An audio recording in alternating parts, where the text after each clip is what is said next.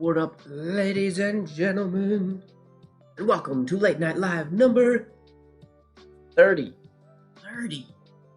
Oof, we've been doing this for a long time. Today, we are continuing with our comparison of... What up, Marilyn? We're continuing with our comparison of Penman capitals, starting with the letter T. We had a productive week last week, and we made it all the way from PQRS. So we start with T today. How am I doing? I'm doing good. I'm a little tired. Not tired, worn out. I just finished teaching, a little while ago, I finished teaching 3 dance classes. So I just finished swapping everything, the computer and the camera and everything from one side of the room back over to this side. So my lighting and shadows are a little bit crazy tonight, but that's okay. I don't mind. I hope you guys don't mind either. What up, Jesse? What up, Oja Winnie? What up, Aravind? BLO? Right on. Good evening, everybody. Welcome. And, I already said welcome, but thank you for joining. As always, please do let me know music or I am too loud or too quiet. I moved the microphone. Every time I get, my lighting is messed up. Every time I get my face too close to the camera, the lens is casting a shadow on my forehead, which is not that great. But I moved the microphone. It is closer to the paper today. So I still should sound loud enough, and we might get a little more of the scratchy on the paper today. Maybe. I don't know if it'll be loud enough or intense enough to be considered ASMR, but you should get a little more nib scratchiness today. If you don't, let me know and I'll change. I have some noise compression stuff going on, but just a little bit, just a touch, to take out like computer fan thing. Yep, the hat's off. No hat, no bow tie, no glasses. We're having it's a day off, I guess. I got a haircut yesterday? Yeah, yesterday? Morning? I can't remember. It might have been this morning. Oh gosh. I did. I think I got a haircut this morning. Oh my. I'm losing complete track of all of my days. Yeah, got a haircut and was feeling good. I haven't worn glasses actually most of this year. 2021 has been a year. I've been glassesless. I was wearing contacts for working on set a while ago, and I enjoyed it. In the past, after wearing my contacts just one day, usually my eyes would get tired and wouldn't want to wear them again. But I have worn nothing but contacts for weeks now, and it's like my eyes went back to the way they used to be. Maybe it's because I'm drinking more water. Maybe that's why. Maybe if you drink more water, your eyes stay hydrated, and you can wear contacts like you used to. Because I used to wear contacts exclusively, 24 hours a day, only, when I was living in Los Angeles and dancing a lot. Glasses were just too annoying and fog up and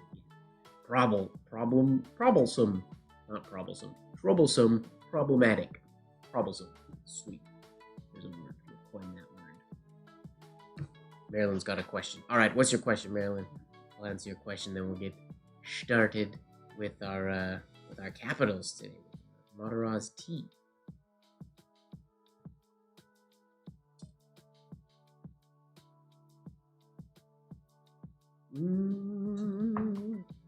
Water. Marilyn's not asking.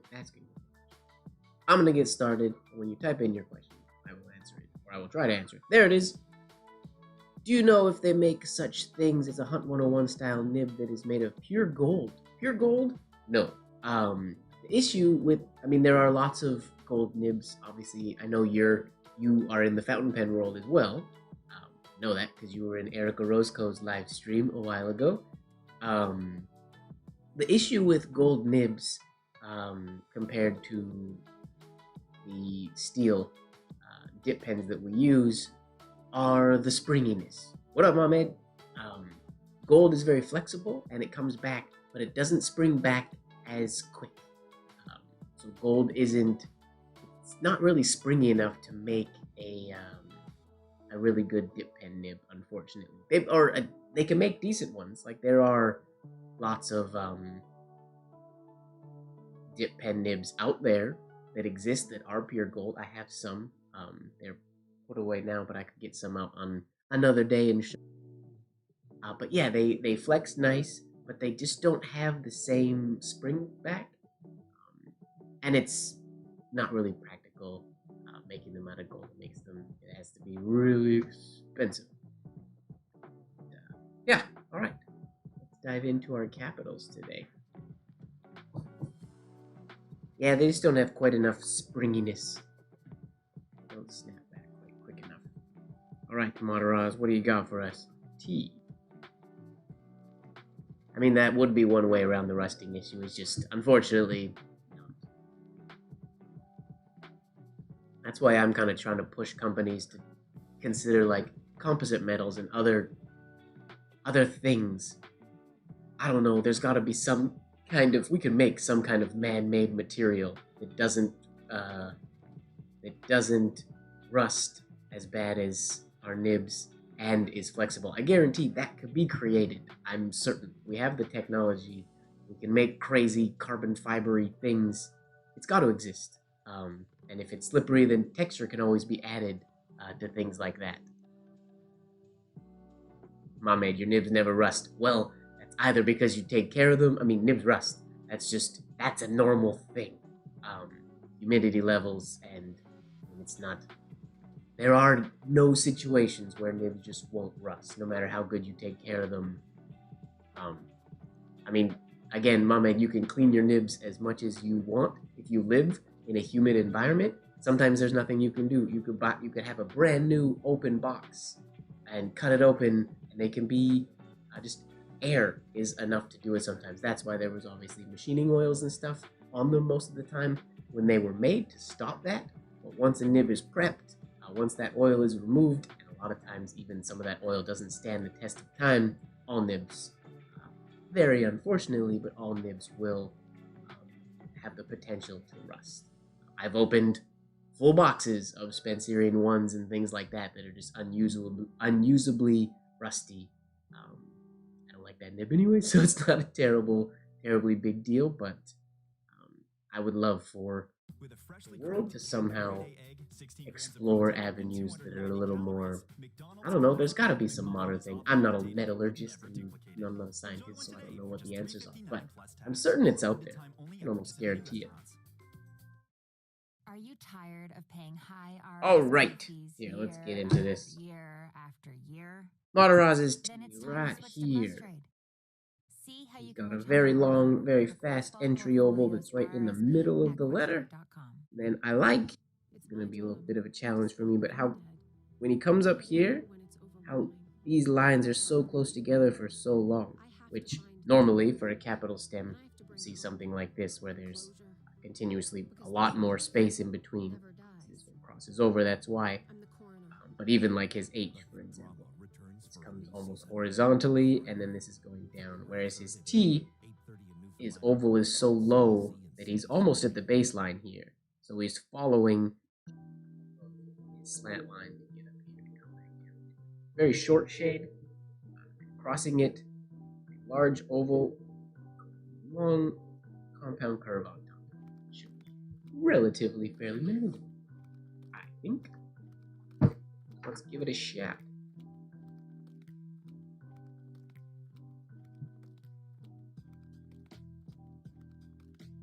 All right.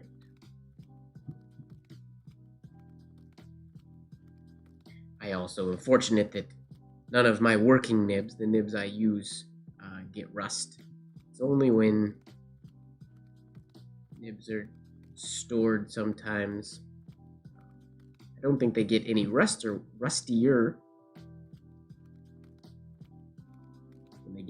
when they come to me. But whatever happens to them before they get to me sure seems to cause rust sometimes. Decent, pretty weak shade compared to his. Pretty tiny. Gotta make that shade a little bit bigger. I'm not gonna be super picky today, I don't think. I don't feel like I'm in a really picky mood.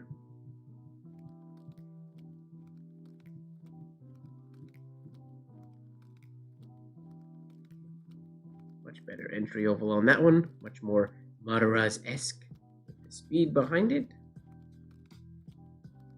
Now I didn't do it here, which is nice. One thing that I end up doing, there's not a kink, but I definitely usually have a tendency of coming up here and dropping this too soon before compound curving, so this curve up here becomes abrupt rather than nice and round over the T. So I'm trying to work on to eradicate that from my issue list.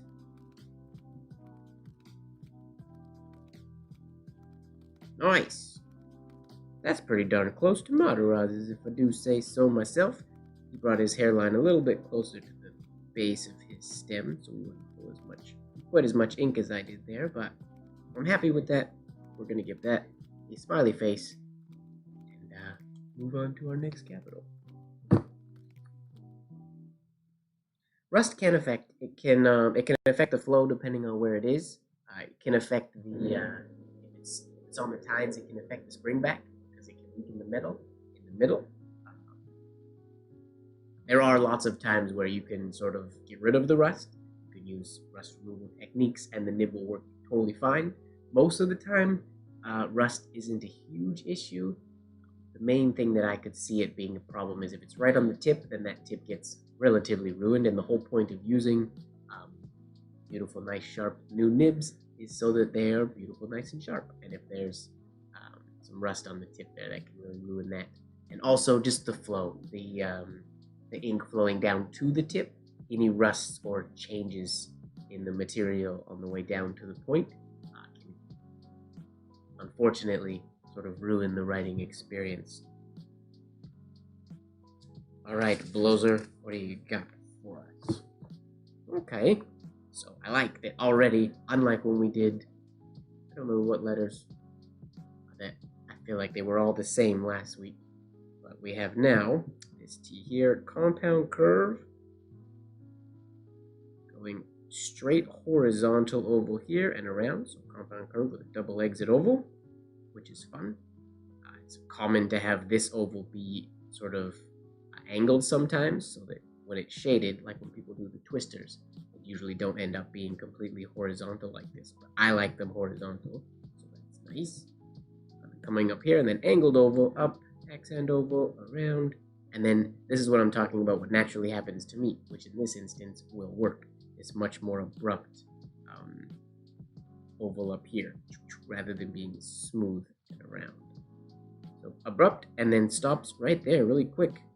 So you can see in his movement, it's gonna compound curve out, but he lifts on the move, so he just gets this up and down. Try to rock that one out.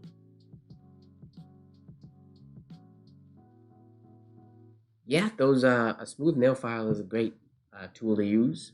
I mean, that's basically, nail files are pretty much micro meshes, finishing ones anyways. They do a really good job.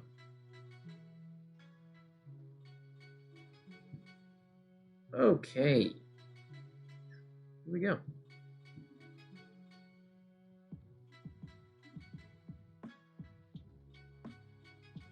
Mataraz T. I can't believe how long it's taken to get through all these capitals. I didn't really think this little series would be nearly this long. But it's been kind of a fun experiment, for lack of a better word.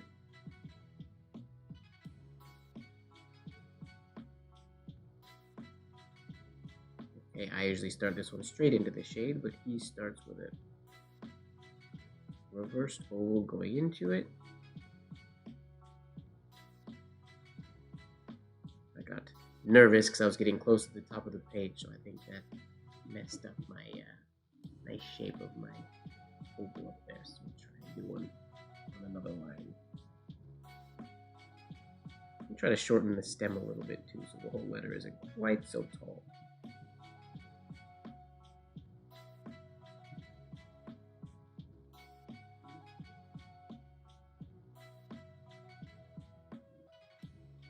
Nice.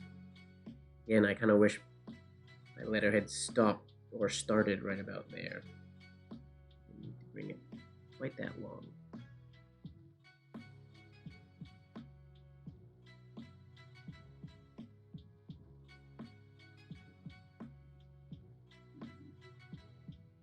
Alright. Between a Hunt 66 and a Hunt 99, that would be just which direction, if you look from the point, normally the numbers are that way, the point is down. Or your 66 might be a 99. They could be the same, I guess. I'm not really familiar with. Heard of the 99 before. I think I have some. It's not a nib that I think I have any. I don't really have memory of what it's like.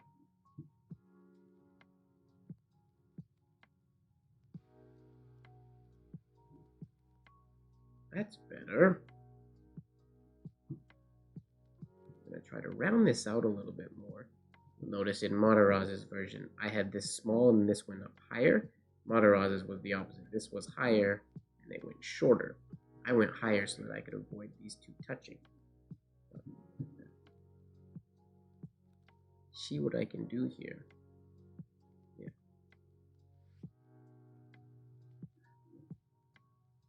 Nice. It's relatively close. Give that a half, and we'll move right along.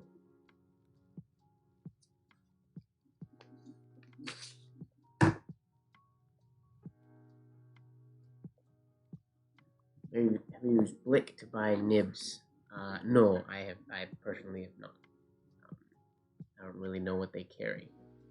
I always purchase my nibs from John Neal Books or Paper Ink Arts, are the two places that I stock up from. Or I did get some Leonard Principles also directly from, I believe it's Manuscript was directly from them. Okay, we now have Mr. C.C. Kanan. Ooh, where's his T? Oh, very similar to Mataraz. The only real difference, again, super low entry oval. Coming up, this part very similar to Mataraz. He has more of a compound curve in his than Mataraz does. Mataraz's was pretty straight. Whereas Kanan has a compound curve into his little short shade. And then his oval, again, unlike Mataraz, he has his compound curve a little bit farther to the left. Mataraz is started a little bit farther along, whereas Kanan starts relatively soon and ends short. Doesn't make it all the way back up. It's cut off a little, which should be relatively manageable, I think.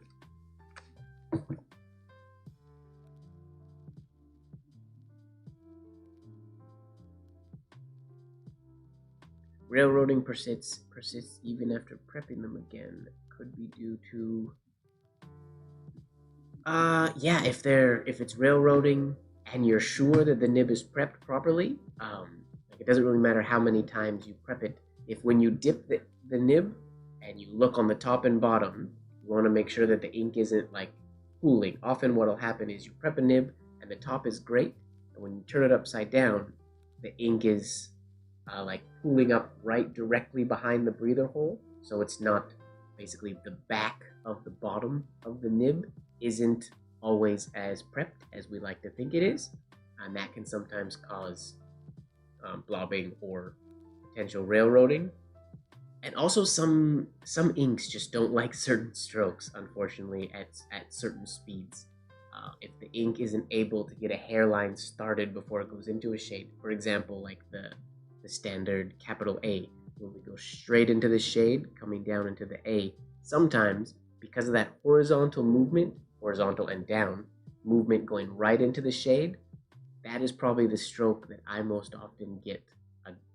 Not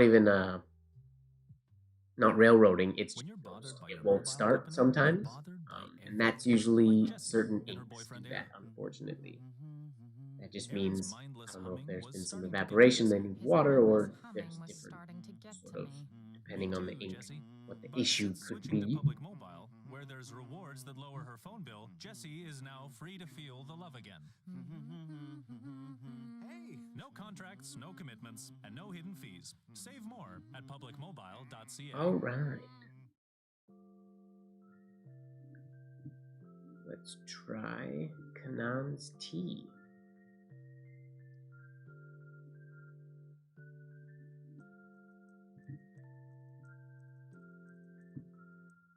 So his entry oval isn't, see how fast Moderoz's was. His is not as fast looking as Moderoz's.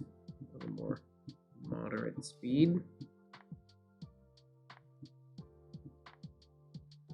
And then a compound curve, like so. Just gotta tune out the ads, or just pretend they're not even there. I looked into Spotify Premium, and I decided I don't want to pay for it. Ooh, also unlike Moderoz, Moderoz brought his oval here through the shade, and that's probably why his compound curve was set so much farther to the right. There's Kanan. His is way back here, way behind the shade. So that makes sense why his compound curve started sooner, because his whole oval is much farther to the left. His compound curve is very subtle.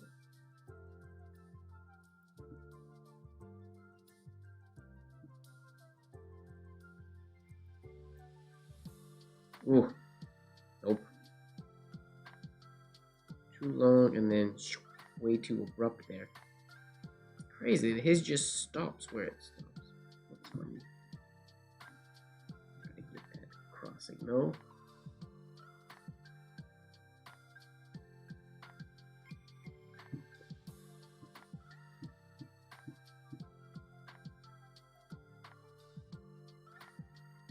The idea, but it's too long. He stops like right here. Like mid-compound curve.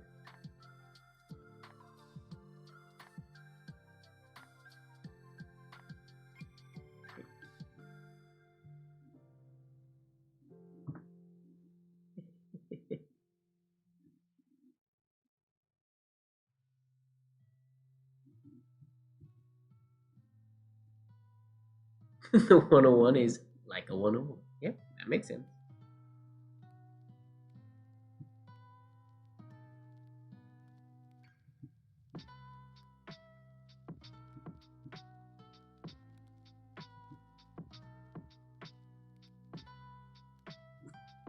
Maybe that was too much of a compound curve on that one. Whoops.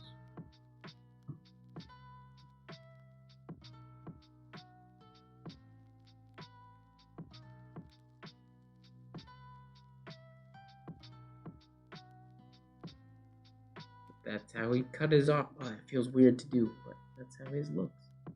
Okay, we gotta fix the placement of this entry oval. He's starting his oval here so that it can travel farther to the left.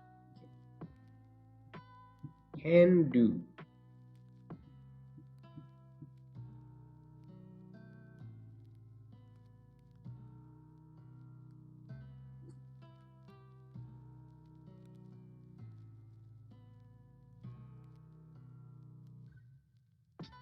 The idea. One of those. What up, George?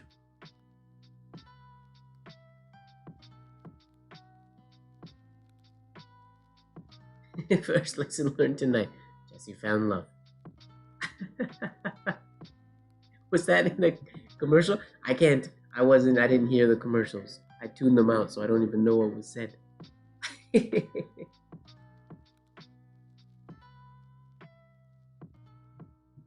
Alright, we'll try this tea one more time if we can get it looking good. We're going to try to take this idea, go a little bit more up to meet the slant line a little bit quicker this time.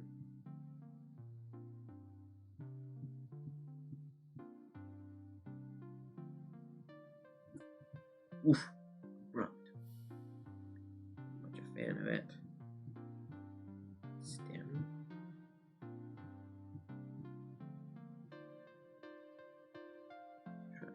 more time. Not very consistent in my stemming today.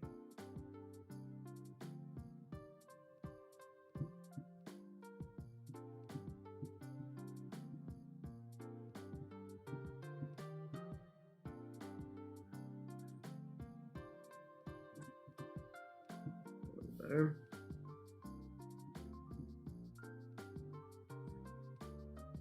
Cool. We'll call that good.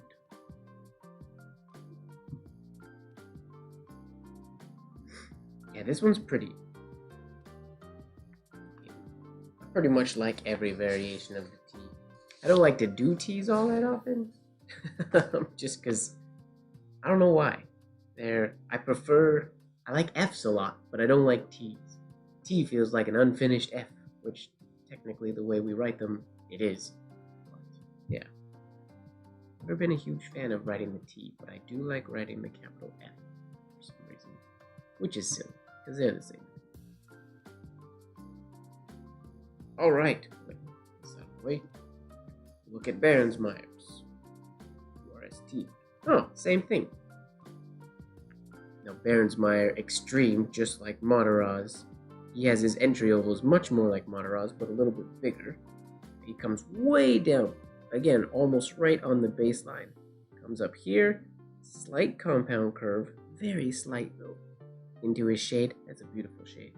I need to get my shades looking like that today. They're not quite nice enough. And then his oval, unlike both Mataraz and Kanan, starts way. So his oval is huge, and he has a nice shaped compound curve, smooth round top of the T, nice compound curve right there.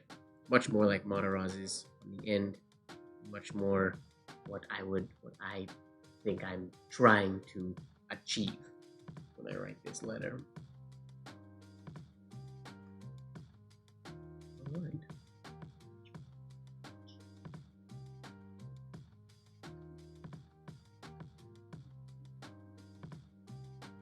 Let's see what happens. Large entry oval.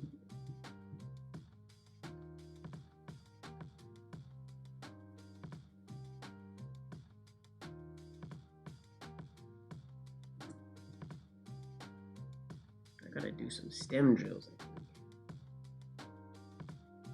His oval starts up here basically at the baseline. And it goes behind the shade, so unlike Mataraz.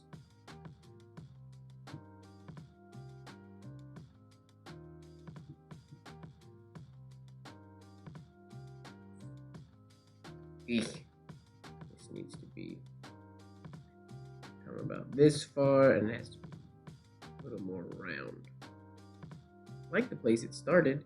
It just has to go down a little bit more, probably like that. Top isn't bad, it just is a little too small.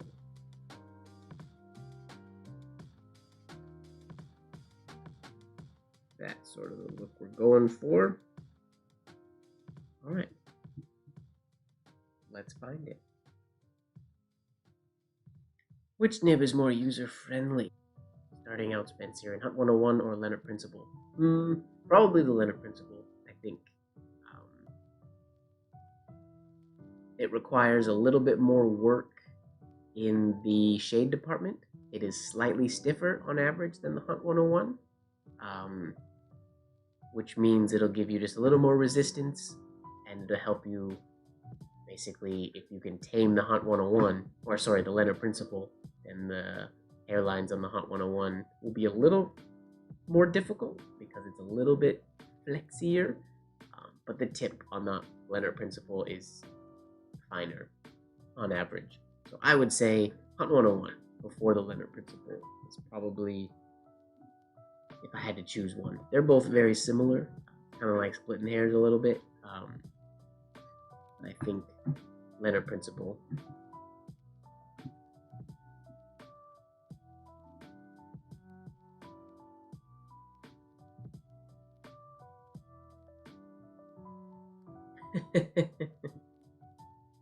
Yeah, don't start with a nib that you're going to break.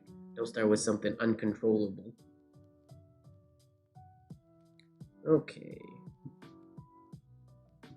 Gotta get a nicer stem stroke today. Why are my stems no good? That doesn't make any sense.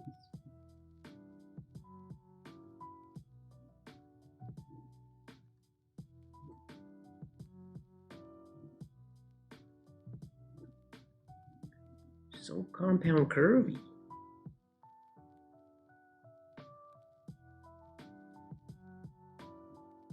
That's what we want.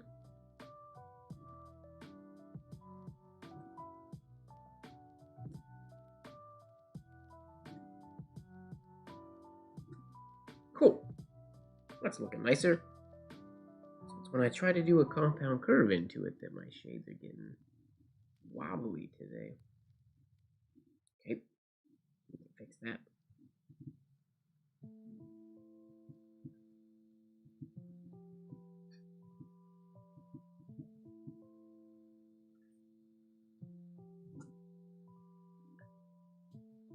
I made that really big. It's gonna be a really big T. I'm gonna do this cross with whole arm movement, I think. Just because I made it so big.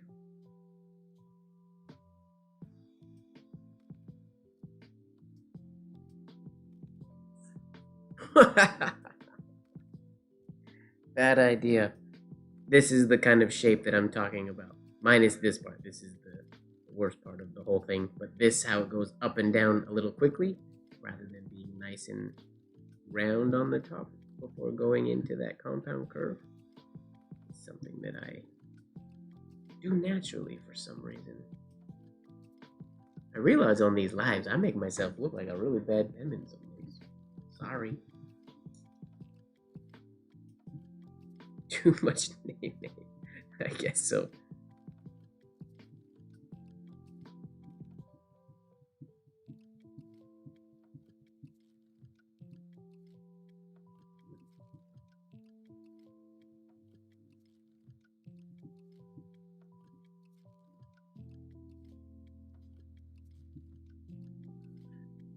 That's what we want. That's the idea. One more of those.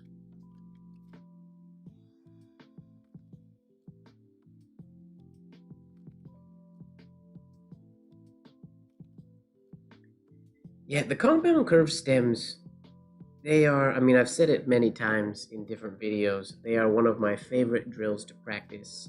Both this one and the one when they continue like so. Those aren't very good examples of them. What up, Lori? But they, that stroke can be hit and miss. It's a really good one to practice because being good at it makes so many other things better. It's just one of those strokes. If you can get it good, then yeah, your life will be so much easier doing so many other things because similar skills are required.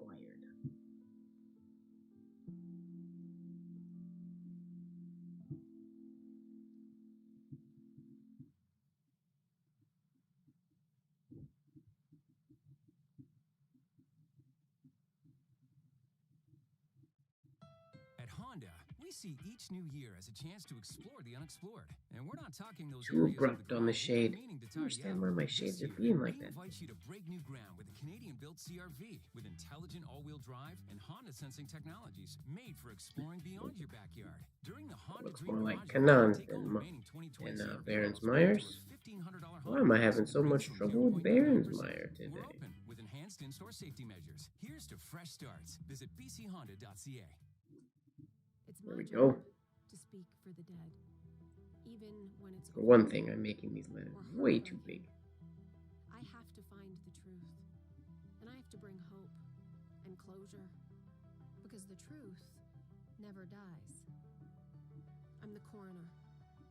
The hit drama returns for a new season. Coroner. There we go. February 3rd, That's what we wanted. That's 8:30 closer. Newfoundland. Still not as round as his, but we're gonna be happy.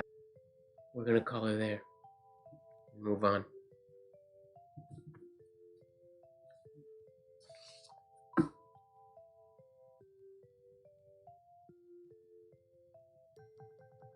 George, no, I do no active You mean pen point manipulation, like rolling like this, twisting? I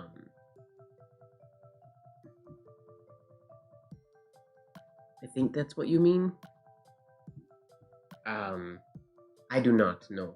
When you're using movement writing and you have a good bit of speed propelling your nib, there's really no need. You can do it, but it just adds one more angle that things change, so it's one more variable.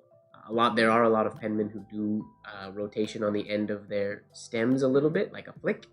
I personally don't like doing that, because what tends to happen sometimes, I'll try to emulate it, I don't know if it'll happen. Like I said, it doesn't always happen, but it does happen sometimes. I'll try to force it to.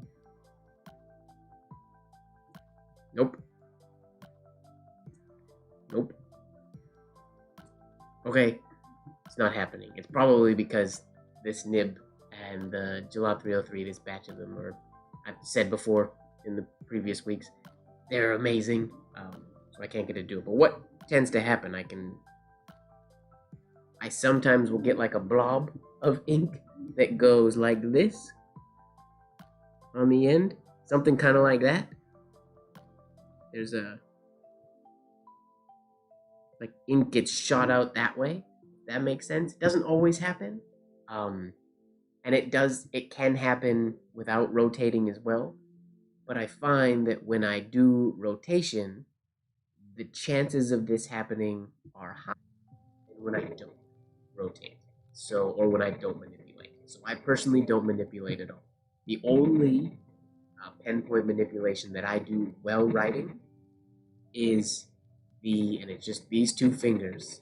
It's that they grip tighter, and that's just so the pen doesn't fall out of my hand. As you've seen, I have a very loose grip on the pen. There's not a whole lot of my hand like holding on to the pen when I'm writing. It's very loose, but when I shade, I do, because you have to press down.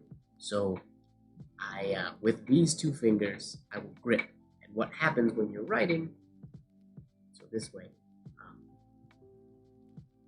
so when you're going this way and you grip, it forces the pen point usually down a little bit, which will sometimes create the shade. There are some books that recommend that's where your shades come from. It's not pressing down with your finger. It's when you squeeze, it naturally presses down. So that's where people's shades come from. Myself, my shades come from part of that and my arm. I do not press down with my index finger. That is not the way that I like to shade. Sometimes that can be helpful, and that's a more natural thing to do, I think. But the shade comes out nicer, I think, when it's coming from the whole arm going bloop down like so as you're writing. And that drill that I was talking about, the compound curve stem drill, that's one of the ones that I will often do it. It'll be bad for a whole long time, and then I'll go, oh yeah, from the arm. And then when I do it from the arm, it just feels and tends to look better. It's like doing a golf swing without a follow-through, or shooting a basketball without the follow-through, just like cutting it off. And that's what it's, without doing that, that helps with the follow-through of your movement. It's, I don't know, something about it not being as abrupt. It's interesting. I have filmed some slow motion videos to show the shade and my arm and how it moves, but the movement is so minute that unfortunately it's barely perceptible in a video. I do try to demonstrate it though when I teach live classes, or when I'm doing that type of shading. I will do writing with my finger off the pen and stuff like that to demonstrate shading that way. All right. Let's see what. Okay, so Courtney. What version do I want to do? He gives us two here. Yeah, they're basically the same. We're gonna do this top one, just because his bottom one connects into a U, which is kind of cool, but it's not the most beautiful entry oval, just a large, wide entry oval. Same stem as the other ones today. And coming here, almost transitioning into a horizontal or into an angled oval. get into that U, which is an interesting ligature. But the one we're going to do, I think we'll do this one. Because similar to the other one, we'll do a combination, I guess. Entry stroke, we're going to try to do our shade more like the first example, because that's a nicer shade. But what I want to work on now is getting this. Now he has a more abrupt compound curve here, but it doesn't happen super far back. It happens after, follow the line from here on this slant line, happens after that hits the top to dip down. That was maybe a little too abrupt, but I like the abruptness of Behrens Meyer's that we did last, and I'm not always the best at getting that abrupt compound curve in there. I usually make mine very long and flowy, which looks good, but I want to have the ability to do it all, basically. So, we are going to practice doing it like so. These a little bit smaller. I was making pretty big T's before.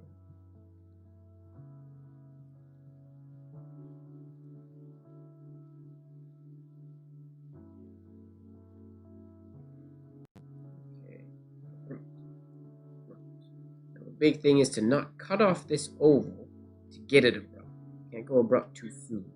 You gotta finish this large horizontal oval, and then coming out of it is when you get abrupt.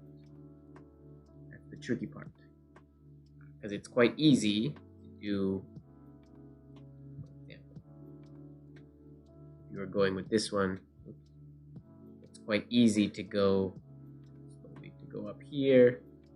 And then where you would normally want this oval to be, you want to finish that oval and then go abrupt. It's quite easy as you're coming here to go too abrupt too soon, and then you cut it too soon. And that ends up ruining the shape of this nice oval that they have going on, which I think is one of the things that makes this letter look so nice when it's written this way.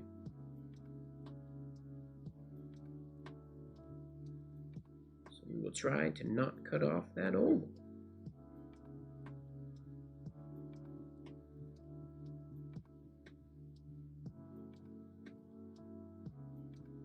I'm going to try, I've never done this. I'm going to try to do like a warm-up oval and enter it on the fly, similar to how you do compound curve entry. You can do this in the air and then touch into an A, or you can do the entry stroke on the page.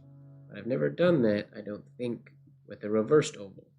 I always do practice ovals like this, stop, and then do one. I'm going to try to do one oval and then go. Stopping. We'll see how that works. Whoops, camera is in autofocus again, sorry. There, locked.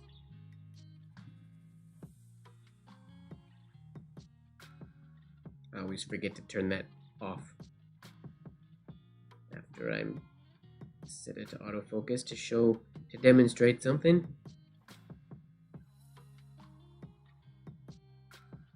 Okay. Oh, this feels weird going this way with an entry oval on the move. That works. And I completed that oval. Now I want to try to do that again and be a little more abrupt. I really like that one though. That's a beautiful compound curve, if I do say so myself.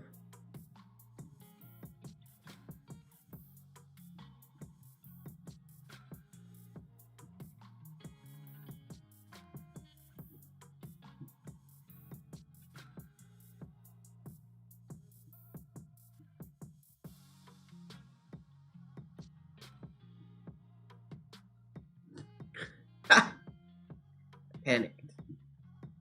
Started nice and round. Panicked. Try one of those, one more of those.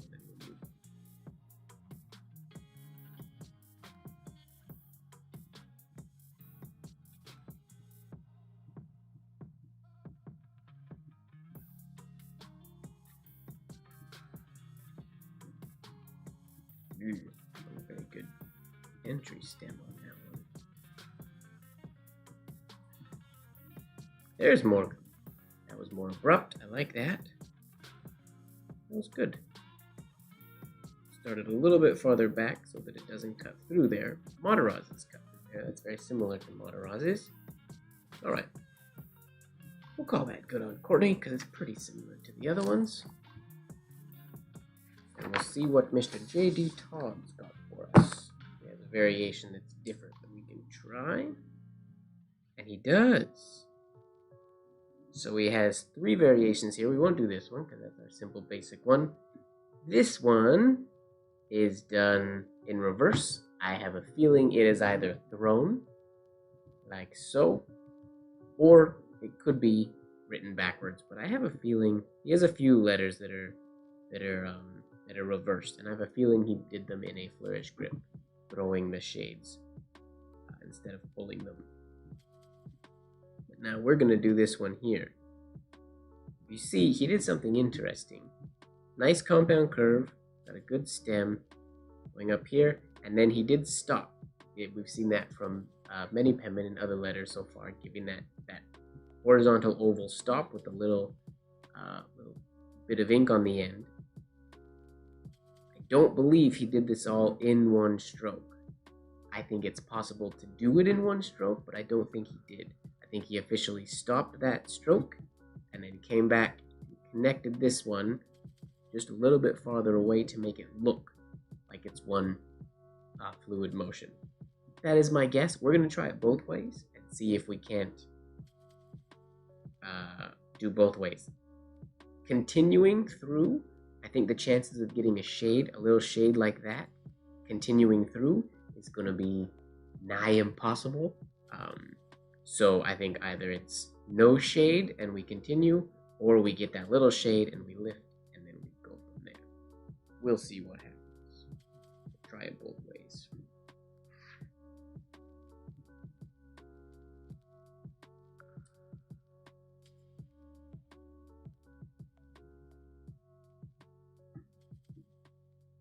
Oh, yeah, your walnut shouldn't dry out that quick.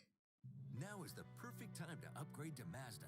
Get no monthly finance Could payments be for 120 something days to on do with the every new humidity Mazda, and up to where you are. $1,000 iActive all-wheel drive credit on select new models.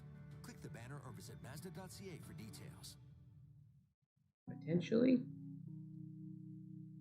All right.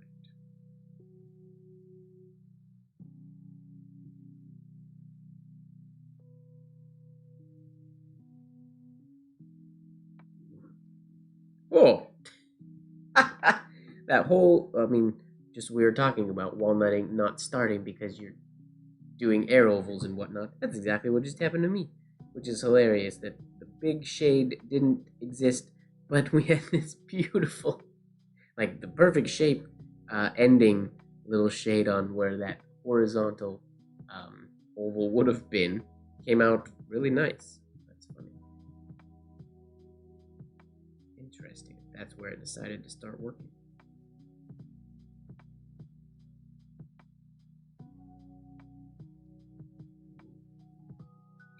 So then from there, he came over here.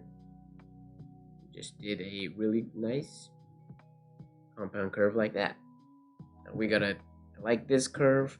I'm happy with this oval here, but I'm not happy with that shade. It's not a super pretty shade.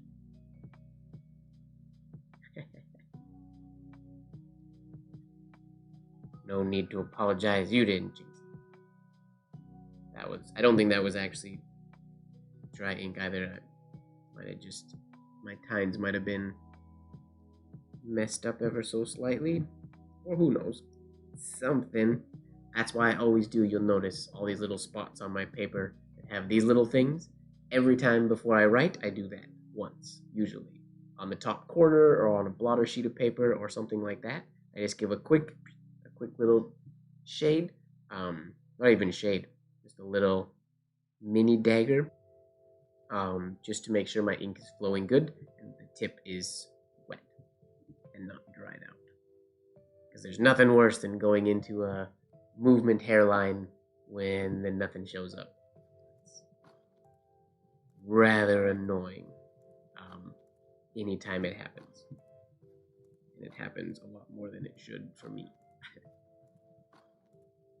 Yeah, winter could do it.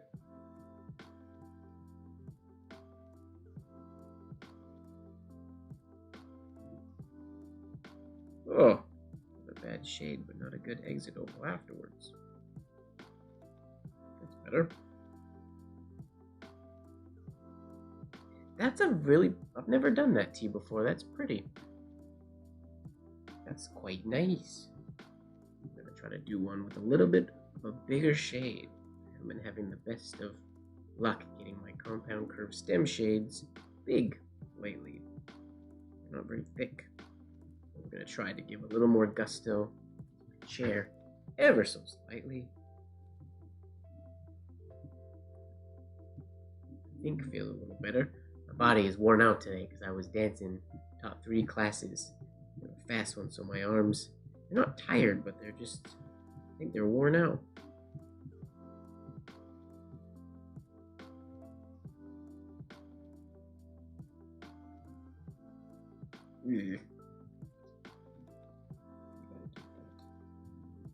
Tell you what we're gonna do here. Get a new sheet. This is one of the sheets from last week when we were doing S. I'm just going to do some quick compound curve oval stems because mine aren't turning out super nice today.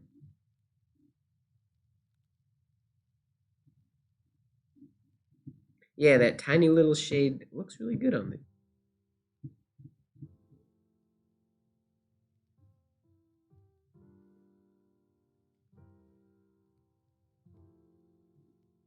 Ugh, come on.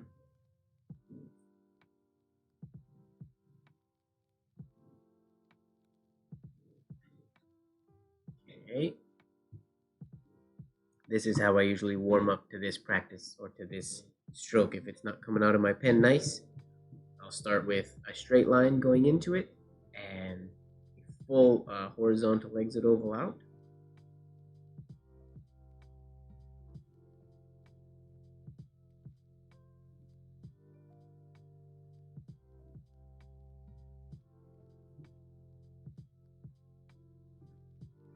And then when that is feeling decent, I will lengthen the hairline downstroke, first stroke, and try to get a slight compound curve on it.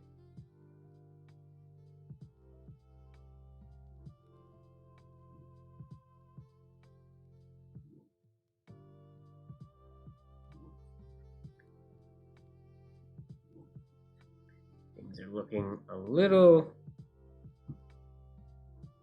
kinky, oops, a little kinked today.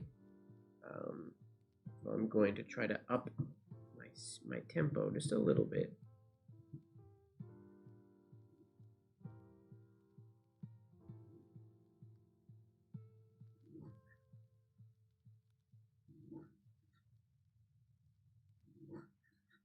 Here we go.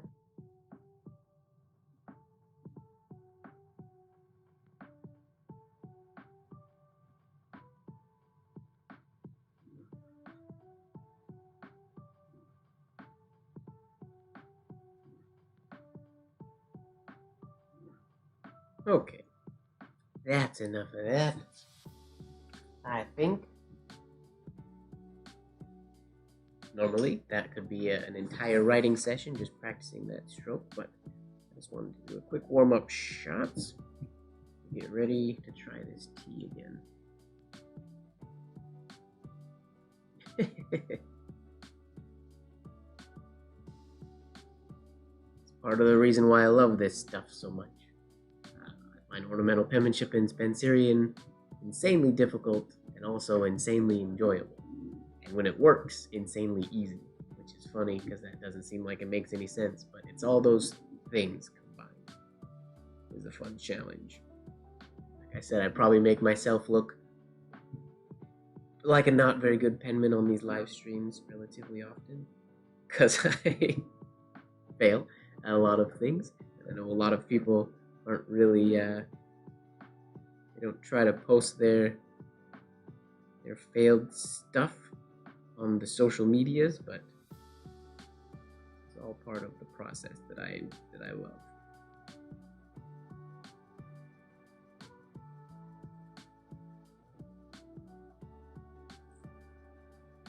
Yeah, that's pretty. Again, that shade's too small. It's coming out in a nice place, but it's a little too small.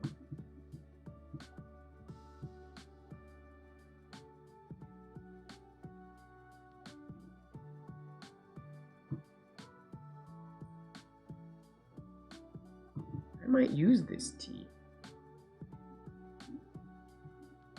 And I like the little shade in the middle there. It looks cool. I like it more than I thought I would.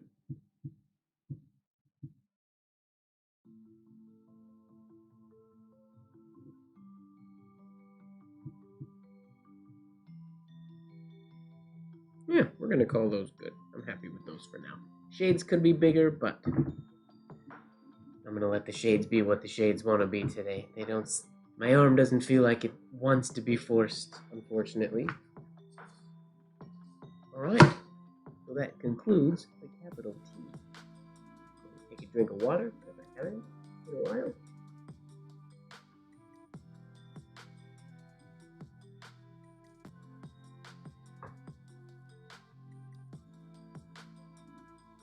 I mean, there was, if you look up the pen, or the was it H.P. Lemon, Lehman, he was an incredible penman.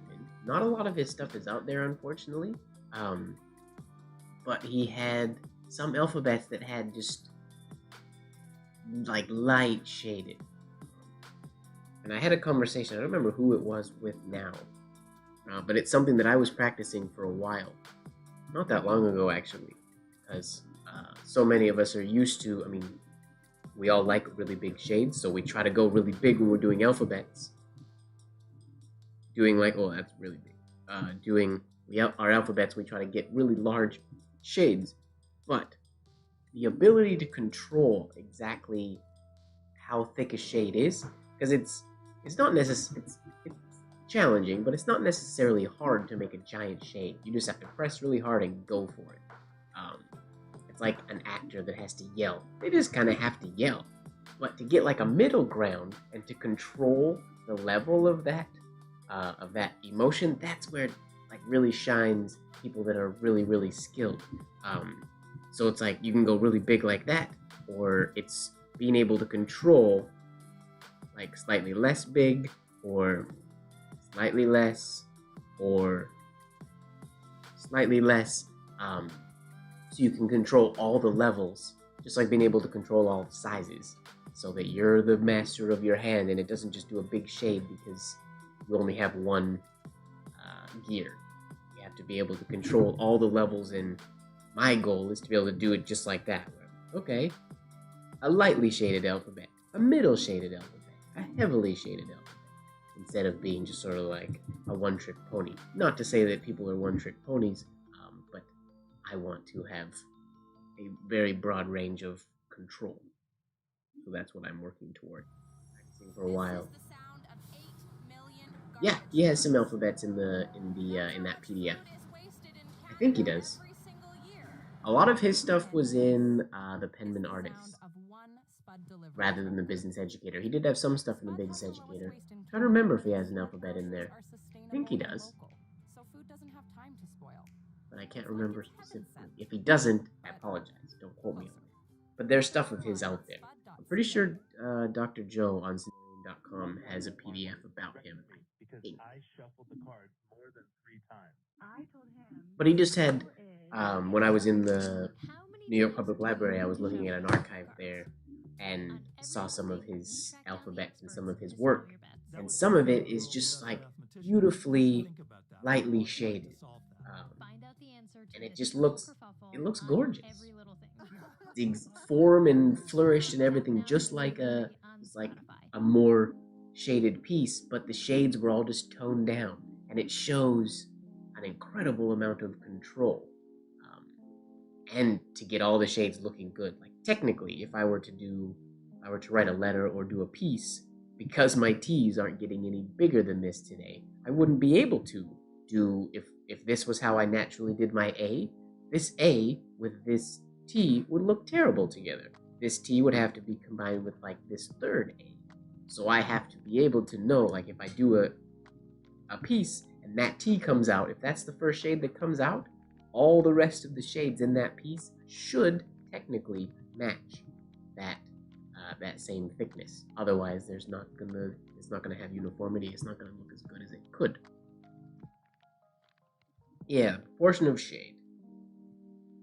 It's fun to go really big, but you also have to be able to control it. If you can make all the letters big, then that's dope, and that's sort of the bragging rights and all things like that come in with the old Penman competitions. But they didn't always shade quite as large as I think we tend to think they did. Okay, what are we on now? Mataraz. We get to get in our... This is our first time doing the compound curve shade. Not a compound curve stem, but a compound curve shade. So Mataraz gives us this hue here. He has a large. Now notice the difference between the T he did, or the entry oval was right close to the baseline. The U's quite the opposite. Right up high, way up high.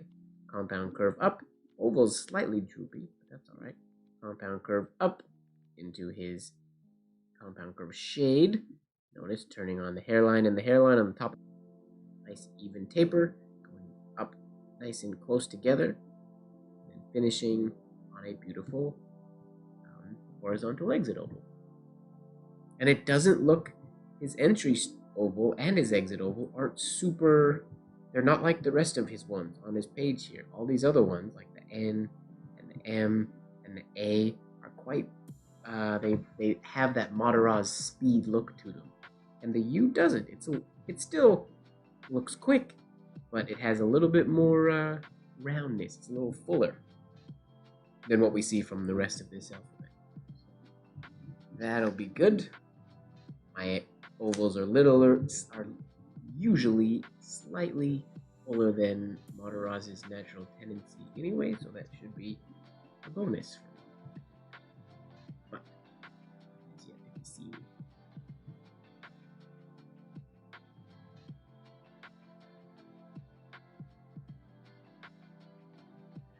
Oh, don't feel bad, Bilo. Many of us can't properly execute. That's half the fun. What fun is it if we can do it? And we did it. It's no fun. Fun is in figuring it out. And exploring that world. Quite narrow, this U. Come on. Oh, there we go.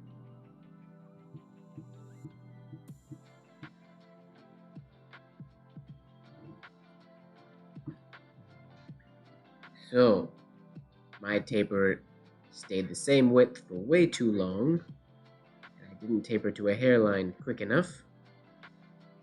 Up and down, that part's good. Then my oval didn't get quite as long. It'll be a little bit longer, a little more flowy than that. A little bit. That's what we want. Doable.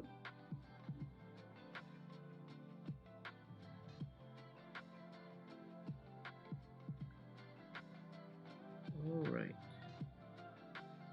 Yeah, this is one of the few ones where he did a round, like the K and the L, he did a round exit oval. Obviously, the C he did, D he did. Those ones, those ones are quite larger and a little bit upturned. This is his, on this page, unless I'm mistaken. Yeah, the X has an upturned one too. The U, in my opinion, is the nicest exit oval on this alphabet of Mataraz's. Yeah, I think that's up for interpretation.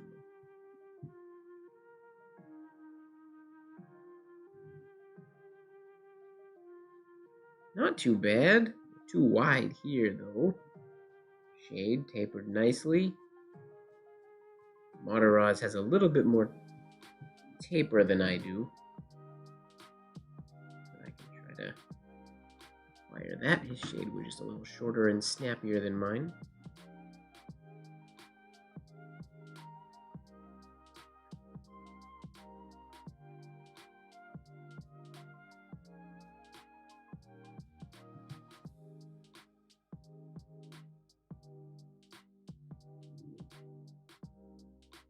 That was pretty nice.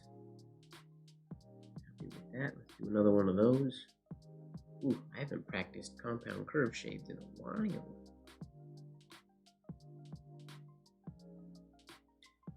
Setting my arm up so it has enough movement by the end of the letter to finish that exit oval nicely. Otherwise, it's going to get cut off, which is what happened on that first one.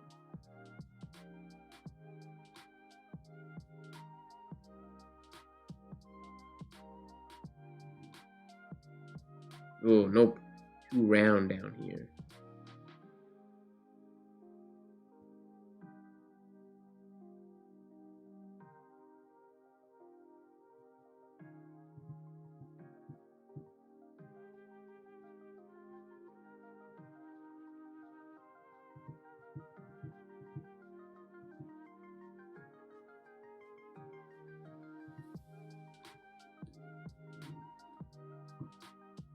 Not bad. Need to go taller on my compound curve before the shade. I want to go all the way to the top. Or just off the top, maybe.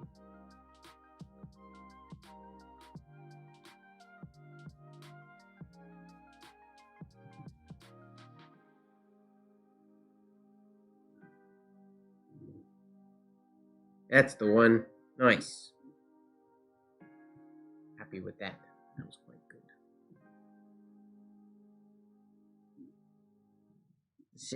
He still has a more taper than I do. His looks really pretty, but I'm really happy with this one anyways.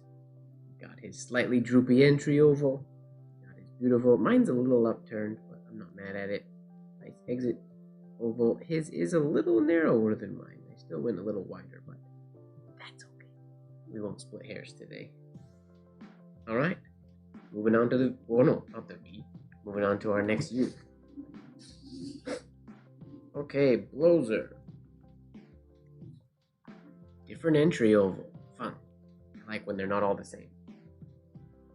Blozer starts with a reverse oval going into his nice long compound curve shade coming up. Now, if you notice coming up, he does have, unlike Mataraz, came up and pretty much straight down again on the slant line. Blozer has a little bit of a compound curve on the way up, but slight. This is one of those moments that if I was teaching people this letter, I would tell them to make a straight line, and there's a chance they'll naturally do enough compound curve to make that happen. Because it'd be very easy to make this compound way too much. He did just a little bit. Slight compound curve, and then down, and then almost round on his exit oval here. And a slight accent shade right there, which would be rather challenging.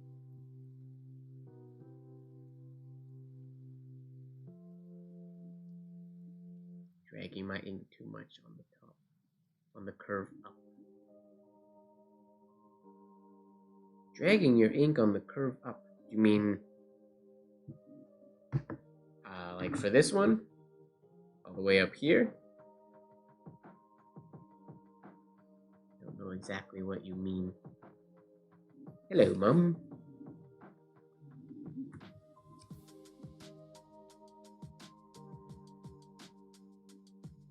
Good evening. We're working on the letter U right now by one of my favorite penmen, Mr. E.W. Bloser.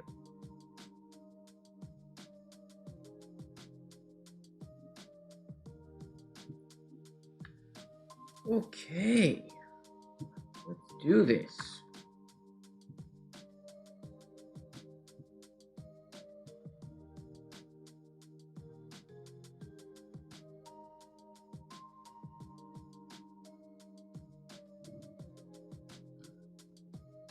Okay, we missed the round aspect here, and our hairline disappeared, so we didn't get this stroke in there, which we need, and this needs to be shorter as well. We'll come up just to there. Okay, manageable.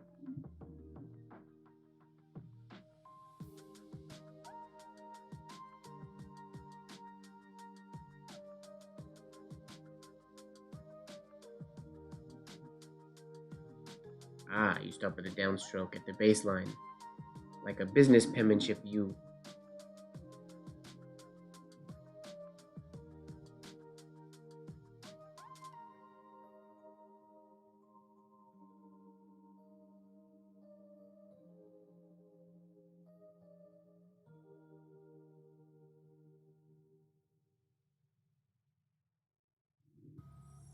This is the sound of I went too 8 tall again. million garbage I once trucks. again forgot to make this That's round. how much food is wasted Entry's in looking Canada a little bit every better. single year. And this His gets so is the close. sound of one Spud He delivery ends up truck. following this almost parallel Spud has into the his lowest waste in U Canada because Spud groceries stem, are which is sustainable and local, so food doesn't have time to a bit of spoil. a challenge. It's like it's heaven sent, but closer. Order online at spud.ca. When you're bothered by your mobile company, you're bothered by everything. Like Jessie and her boyfriend Aaron. Oh, it's Aaron's Jessie mindless again. humming was starting to get to Jessie. His mindless humming was starting to get to me. Me too, Jessie. But since It's switching a little to Public better. Mobile, where there's rewards that Little lower her wonky phone shape, bill, but- Jessie is now free to feel the love again. Ozzy, we did the S last week. No contracts, no commitments. We started and with no T hidden today. fees. Save more at publicmobile.ca. But hi, Fozzie. Welcome. Who's Jessie? Is a person from an ad on Spotify, I guess, that we've been hearing all about tonight. The title of this video says S. Oh, whoops, it shouldn't. It should say T to U.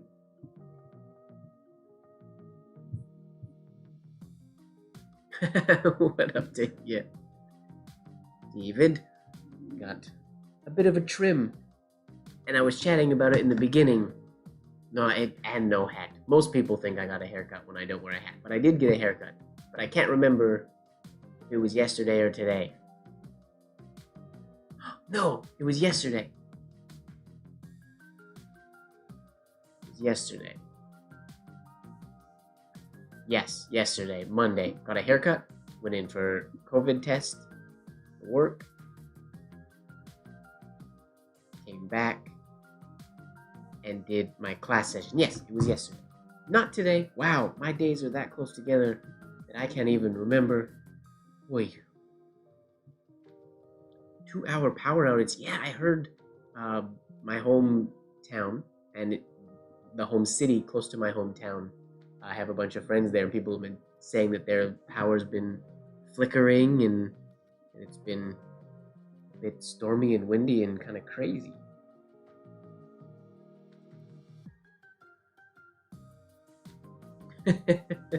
So 19th century.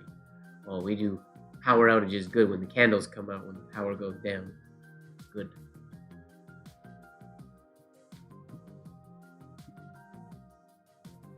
I love power outages. They're fun.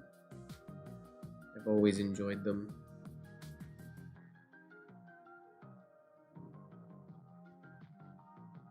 Not bad. Ugh, ugly exit over though. We had a while ago, not because of any weather, a month or so ago now, a not Instagram live. I was doing a live chat with the guild here in Vancouver, the Calligraphy Guild. They asked me to do a little bit of a talk about Spencerian script and my journey with penmanship, and probably like half an hour, maybe an hour before the live started, my power went out, and it was out for a few hours. So I did the whole live with my camera. Luckily, I had a backup camera or phone battery going, so I had my phone going, and I used another phone's flashlight to light my face from below. So it was like I was telling campfire stories, talking about Spencerian script and my journey.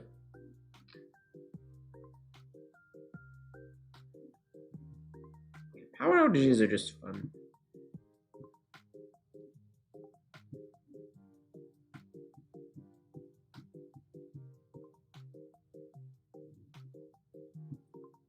Okay, so you can see what I'm trying to get here. For those of you who heard me talking about it, I was trying to get out this, or to get this line nice and close so it almost follows parallel with this curve. It's quite challenging because you go up to come down on the slant line, but this line is curved, which he manages to get, I'll show you his again. It flows beautifully up here, right to there, which follows the middle of this line pretty much perfectly, which is rather challenging for how I normally do the compound curve shade. And that one was close. They were just a little bit close together, but we were closer on that one. So smooth out that little bit right there, and we would have been good.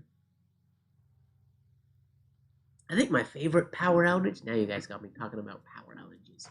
My favorite power outage, I was in grade 4. Grade 4? Grade 5. Not grade 6. Had to be grade 4. Grade 3 or 4. And we were learning. Sorry, I'm pausing Penman to tell this story real quick. We were learning about electricity. So it was that module in school where we're learning you can take like a big battery, like a D battery, and put a wire on the bottom and a wire on top and a little light bulb, and that's how light bulbs work. And you learn how flashlights work. So all of us at our desks happened to have batteries and electricity because we were in the middle of the learning about electronics module of this grade, in this class. And the power went out. So of course, normally, a child wouldn't have a flashlight at school with them most of the time, especially back then. But all of us at our desks happened to have all the tools and wires and light bulbs and stuff, plethora of tools to make flashlights.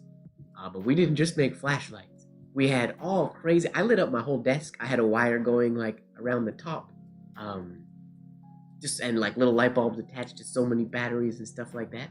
It was so fun, and also it was at school. It's like having a free day at school when the power goes out and you just get to basically play. I think it was recess when we were doing the lights, recess or lunch hour or something. And yeah, we were just creating flashlights and just goofing off with the wires and making silly things, which was fun. That's a good memory. That was a good time. Back in the good old days when I was, how old would I have been? 8, 9 years old? Something like that. Introduction to electronics. I do remember at one point in that class, nothing to do with the blackout, but I had a scheme, no idea how I was going to do it, but in my brain, I was going to use the batteries from learning about light bulbs and electricity, and I was going to somehow electrify my desk, so that if any of my classmates touched it, they would get an electric shock. That's like almost demonic now that I think about it. That's evil. Never happened, obviously. I don't know how to do that, especially when I was 8 or 9. But fun facts about Mike's history.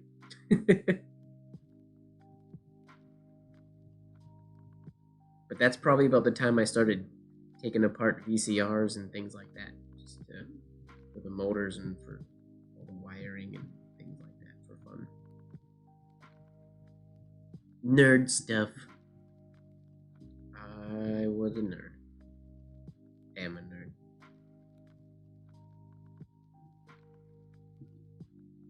Okay, I'm getting tired of not getting this letter to look like I want. I might give up on it in a moment here. He starts his compound curve not coming down on the slant line. It's trippy.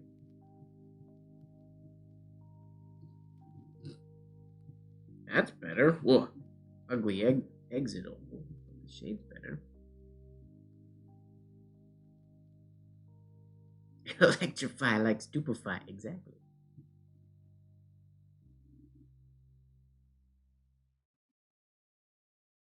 Potato-powered. There's the solution to the world's energy crisis. We'll be potato-powered every day.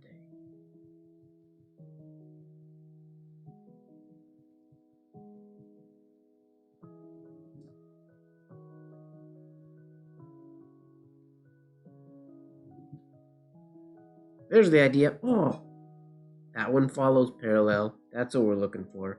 Let's do one more. I haven't been concentrating at all on my exit ovals. That was what we want. That's the idea. Okay, how do we do that again?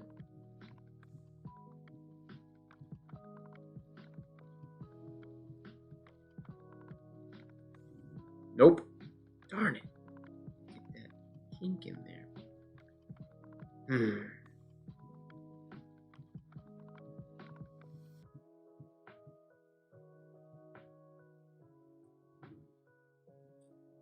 Nope. We're gonna leave it. We'll put a smiley face on this one and call that one good, even though that smiley face looks a little drunk. That's okay. Go to the next one. Yeah, this is I think it's enough of it is evaporated. I know last week I talked about needing to mix more walnut, but I haven't yet. So what's in here is quite it's quite dark now, but it's drying. Like the dried ink has darker on the edges and light on the inside. It's drying like watercolor paint dries, which is kind of beautiful. Has good character to it. Nerds are in, bro. That's true. I'm a nerd and I'm proud of it. Okay, you. Okay, see?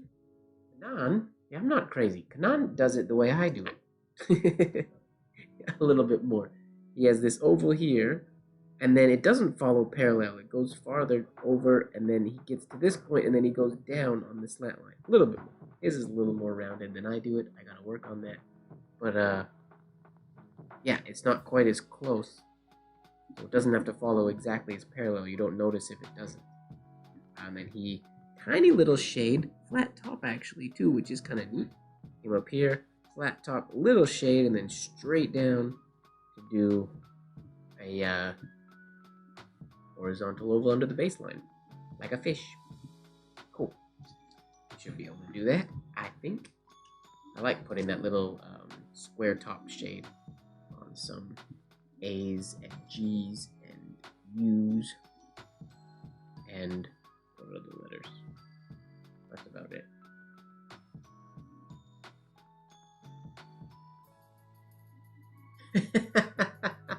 That's true, George. That's true. I use it a lot. I just have to make sure I don't put a Y at the end, like I did earlier today by accident.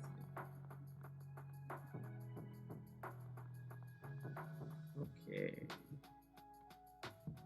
A little bit more space now between his oval and his shade.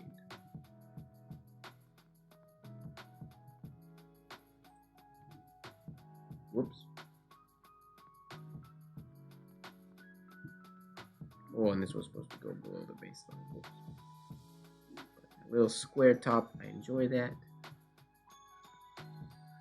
This has to be rounder.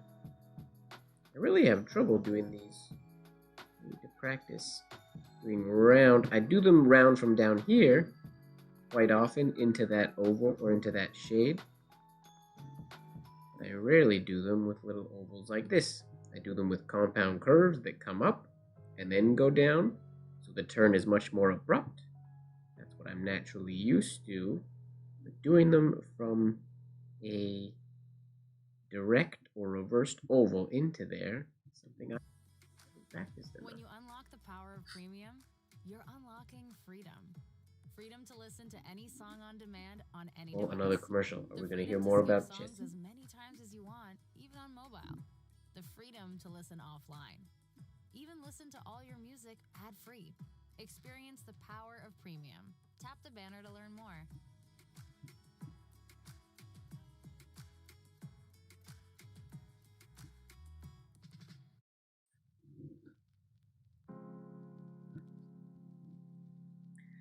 The idea...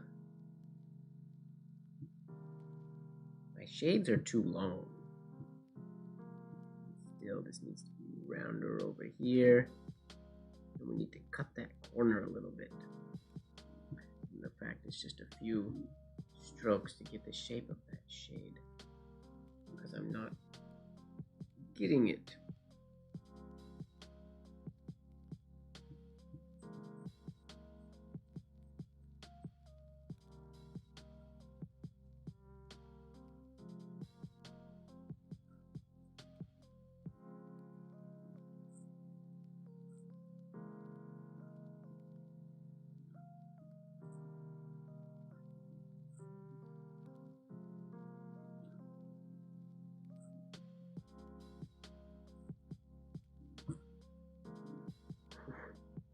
is a weird feeling movement. Feels so counter to what my arm wants to do.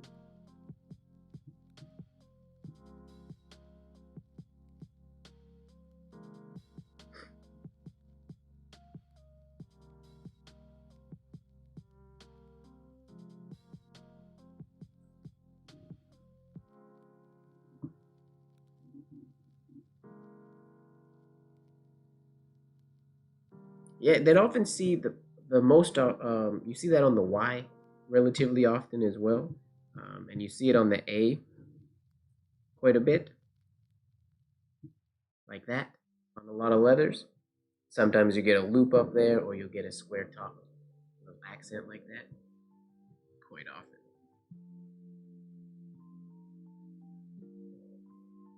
Relatively often, anyways. Short, snappy shades.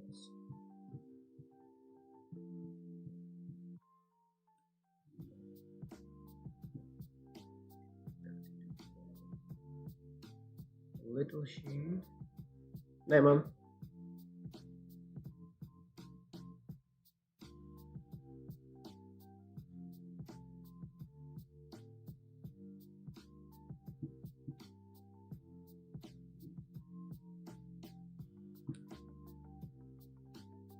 That's close. We're around there. We got the space between the little shade. That's a good one. We're gonna call that good. And because we're not practicing this to be able to do it perfect every single time, this isn't like a real training session for that. We're gonna call that good and move on. I want to get through this series. Next up, we got Behrens Meyer. What kind of a hue do you of Behrens Meyer's shade?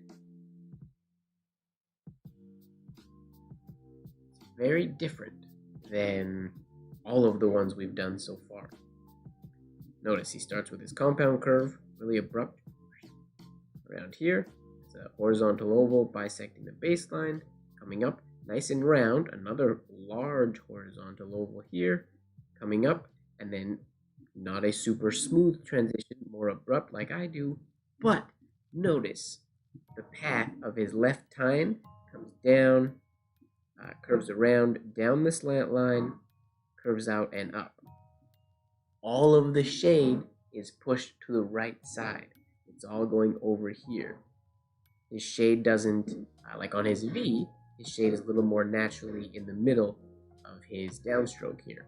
But on his U, all of his shade is going to the right. Demonstrate, if I can. Slowly. I'm just going to draw these real quick so you can see what I'm talking about. So the first one, or like what we've been doing, we've been coming up. If we follow this pattern right here, then up, and then our shade is going on both sides like this, which is ideally what you pretty much want most of the time. But what Behrens Meyer's got going on here, as he comes over, a little bit, sorry, as he comes up here, same shape, he's going down on the slant line and then curving back up again. This right or left side stays this way, and all of his shade is going, or most of his shade anyways, is going on the right side, which is fascinating and sort of counterintuitive. He does have a little bit in this bottom part here. It bubbles out a little bit, but it's very right focused.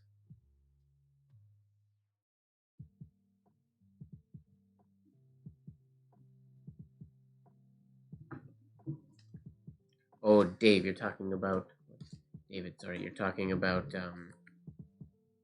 this right here. This little shade, I'm assuming, is what you're talking about. Which,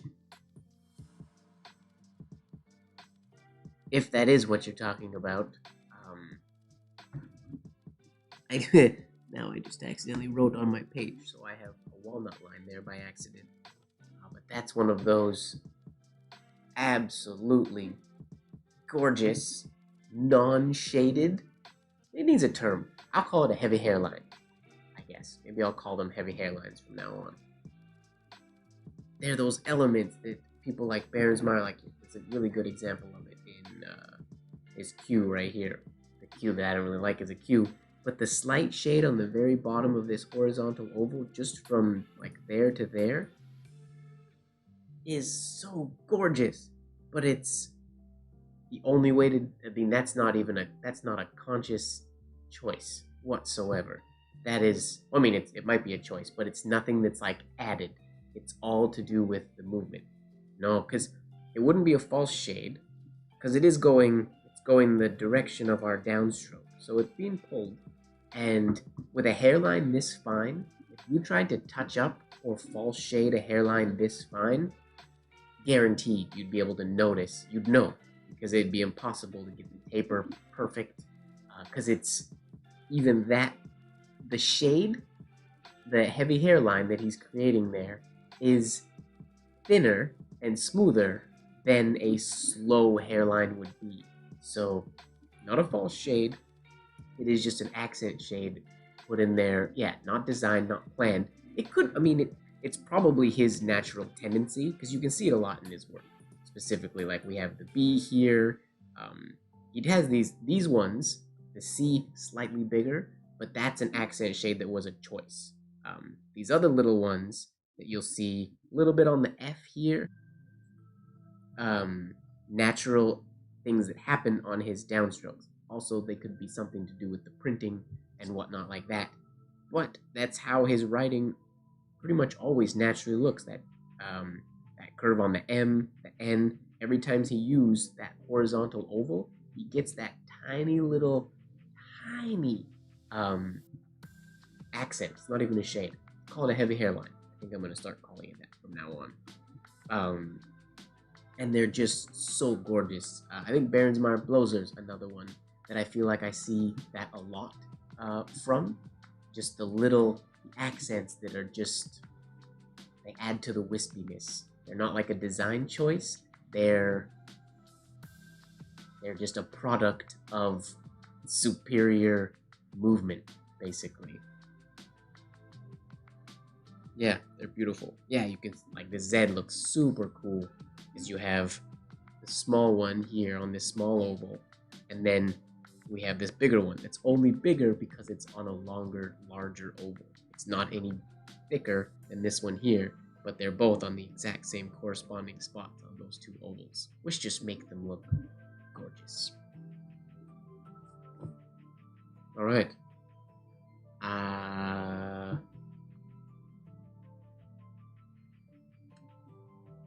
don't know that I'll be able. I can't think about adding those because the shade will end up being much too dark.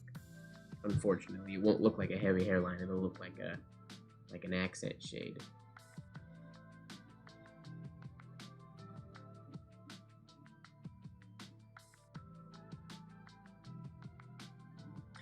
I see it in Musselman stuff too. I've seen a lot of Musselman stuff, but I don't think I can't say that I'm familiar enough with the like intricacies of his work to say that it's in there. I mean, there's moments in pretty much all of the notable named penmen that we all know that those elements show up in their work. I see them a lot. I mean, I haven't really noticed them other than those sort of aspects are some of the reasons why Behrens Meyer and like Blozer are some of my favorites. I also feel like and I can't visualize it, but I could almost guarantee see a lot of that in like Darner's work, probably quite a bit. All the like biggest, wispiest writers, if that's a proper term. I don't think you'd see it as much in like Wateroz's work. I feel like he's often going too fast. To have those sort of placed in where they're going, because I think he's at a uniform height pretty much every time when he's doing his fast lines. Not that they couldn't. I'm trying to think who else. It's a super wispy writer that would potentially have something like that.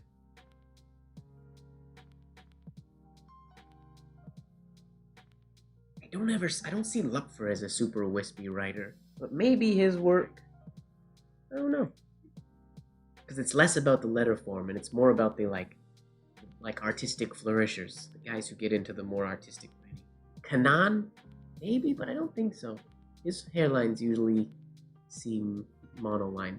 But again, there's probably pieces from all those Penmen that have a ton of it. I could be completely 100% wrong in that grouping. But the biggest thing that's going to kill me in Behrens Meyer's U here is getting the shade pushed to the right so much. Because that's something that, I mean, you sort of actively try not to do. Because the compound curve shade is sort of supposed to be uniformly shaded, not on one side. But we will see what we can do.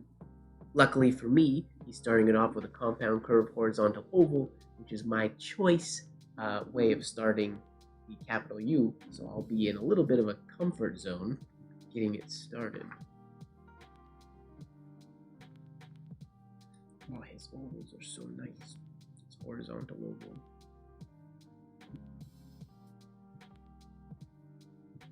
Oops, talk too much.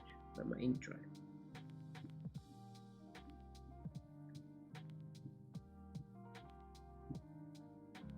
Okay, pushing the shade off to the right. That is our goal. Or in the middle, you know, whatever. It feels wrong. So I'll just let you guys in on what's going on in my brain while I'm trying to do this. So what I'm going to do to try to cheat, to create this is one of those moments where I feel like in Behrens Meyer's alphabet, this wasn't a conscious choice. I feel like normally he would shade down something that happened. The alphabet was done on the fly, or was done with movement, and was done probably relatively rapidly. I think this is one of those things that just happened.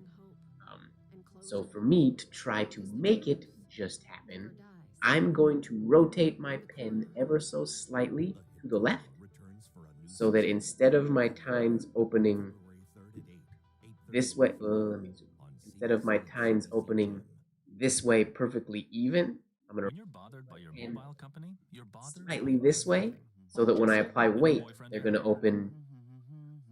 There's going to be more of a tendency for that right tine to kick out to the right. In theory, it's the natural way it should want to kick out. Slightly flipped that way. Maybe. Or I might just get nibs. Contracts, no commitments, and no hidden fees. Save more at publicmobile.ca. All right. Walmart is the #1 place to save money. Now we got a Walmart commercial. Save All right. $1.80 on a bar or bag of Cracker Barrel shredded cheese. Now only $4.97. Walmart. Save money, live better. Now I just lost my hairline. That feels so weird. Try to go a little bit faster.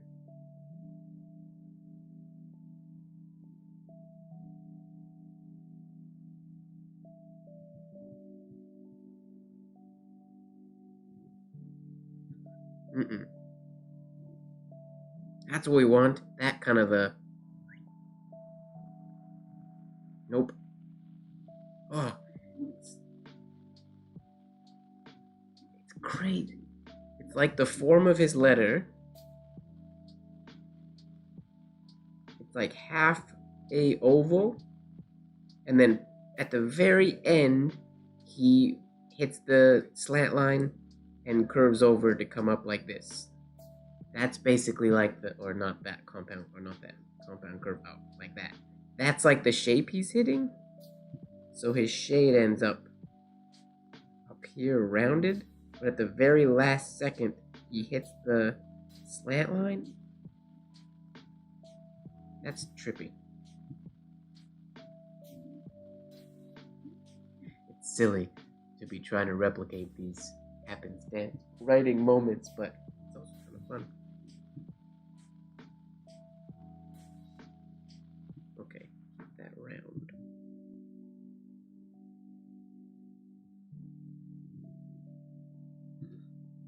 That's better. That's got the idea. I had it going good here, and then I started to bubble out a little bit too soon. But the idea was there. We had the right thing going, keeping that reverse curve. My oval from here to here, this oval is suffering quite a bit because I'm not focused on it. George posted something long.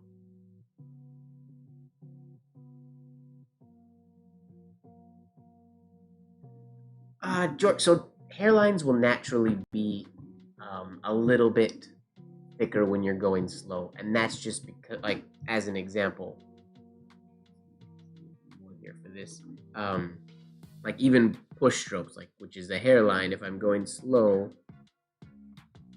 that's about as thin as I'm gonna get, versus if I push that quickly, there's just less time for ink to get down there. It's a very slight difference, but that's what we're talking about, just like really, really slight differences. On a pull stroke, it would be even more pronounced, but it's just a thinner, finer line when you go quicker. When you go slower, there's more time, more contact with the paper, more ink can get down. So you just don't get that beautiful, wispy line, which is what is one of the main things that makes ornamental penmanship, to me anyway, so appealing. Okay. Wait.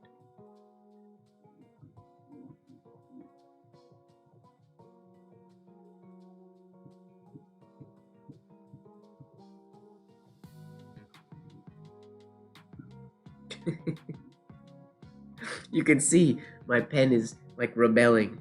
Right here we have this like bloop. It doesn't want to do it. It doesn't want to continue. That's a step in the right direction though. We only have a little bit of a bubble in that one spot. So we're getting closer. I just have to force it a little bit more. Oh, Marilyn, I'm always having fun. It's what I do.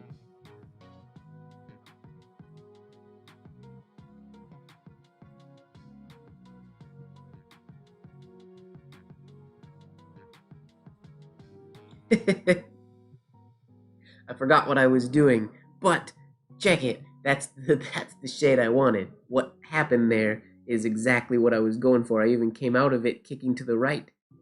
But I keep going and giving me the U that is Behrens Meyer's one. That is the right shaped shade. I had the nib turned just like a millimeter, turned to the left, and that gave me the right shade. But I completely forgot what I was doing when I was doing the shade because I got excited, so I lifted. I didn't know where I was going after that. I got lost. But that is we can compare that actually side by side with the shape of Mataraz's shade. Oops, put them both in frame. Not perfect, obviously, but it's close. His is even pushed farther to the left. Papers his sooner than mine, which makes it look good. But that's what we were going for. That curved line on the left side. Now I'm not gonna do that one anymore because that's a lie. I'll do it one more time. I want to try. That feels weird, and it's something I don't want it to become a habit because I don't necessarily like it. But I do like having the ability to do it if I ever want to for some ridiculous, weird reason. Which is sort of the motto of my life, I suppose.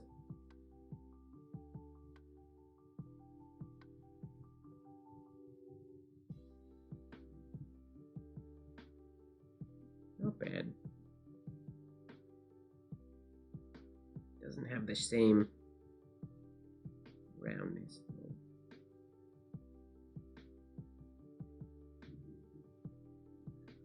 That's close.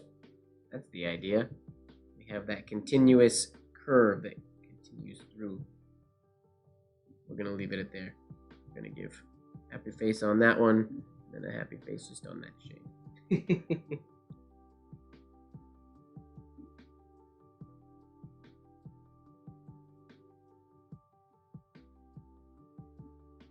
yeah, with heavier ink, you definitely see, like with blacks, with black ink, because you'll see a dark black line versus a like grayish line, just because there's not enough ink there to have it be super opaque. But another thing with really black ink, when you get a really dark ink, one of the cool things about it, when you do keep your lines super quick and light, it's incredible because there's no gray shade there. It's a stark, like dark black line, but it is just so fine, impossibly fine. Like if you couldn't draw a line that, whoa, excuse me, hiccups. You couldn't draw a line that fine. All right, I'm gonna take a sip of water and then a sip of tea because I totally haven't touched my tea yet today, and we've already been going for a while.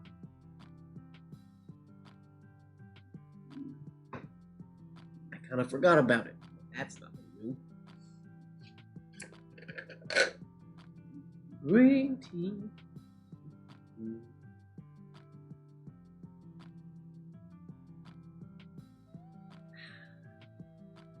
I had some really good tea this morning. The tea I had when I woke up. What was it? Rosella? Rosella tea? Hibiscus? Got it when I was in Bali. And it was delicious.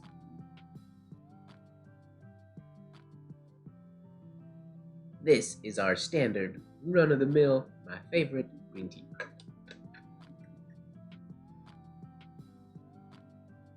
Pointed pen Untitled is cool. I've never tried it, and it's something that I really want to do because I love Untitled.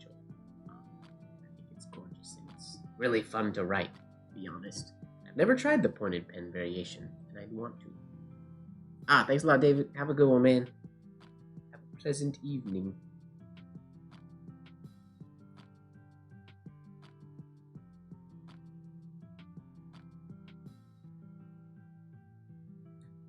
All right, I guess we took our sip of water, we took a sip of tea. We gotta move now to our next letter.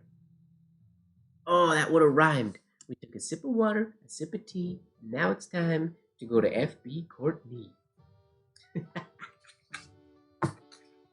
Sorry, hindsight. The hindsight rhyme. Okay, what are we gonna do for you? What has he got for us? These are pretty standard. We're going to do this one, though, just because it has a super large round entry oval, and we haven't done that today. So super long round entry oval, and then down shaded on both sides, which will be easier for us, and then a quite large horizontal oval as our exit stroke. The tricky part is going to be getting this oval to come down enough so that it doesn't look like it's just going too horizontal. This oval is at an angle. We gotta try to get that. Okay, let's do it.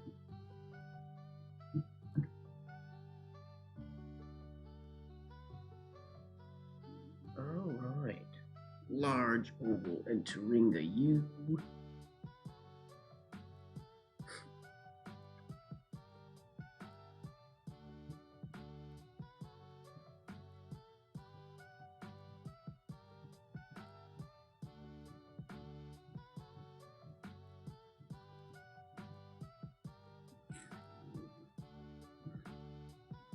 Ooh. Nope. It's too. Made it quite long, but it's too pointy there. Too pointy there. Too pointy there. Yep. We gotta round it out a little bit. AKA, relax is what we gotta do. We gotta Now is the perfect time to upgrade to Mazda. Get no monthly finance payments for 120 days on every new Mazda, and up to a $1,000 iActive all-wheel drive credit on select new models. Click the banner or visit Mazda.ca for details. That's the idea, minus this crazy shaped exit oval. Started saying that's the idea before I actually finished the letter. Aaron's mindless humming was starting to get to Jesse. His mindless humming was starting to get to me. Me too, Jesse. Glide sheets is at the bottom of the page. I don't usually like to use guide sheets or glide sheets unless I'm working on a piece, and I don't want to get hand oils on the paper when I'm practicing. I don't usually Save use more them, at except when I'm at the publicmobile.ca. bottom of the sheet of paper. I like shopping at Walmart because it's a one-stop shop. So as a mom with 2 kids, I can go in and get it all in one visit. It helps me and my family save and put that money back into the kids. I'm Patricia from Ancaster, Nope. and that's why we Gotta Walmart. cut that shade off Sponsored by a little Walmart. quicker.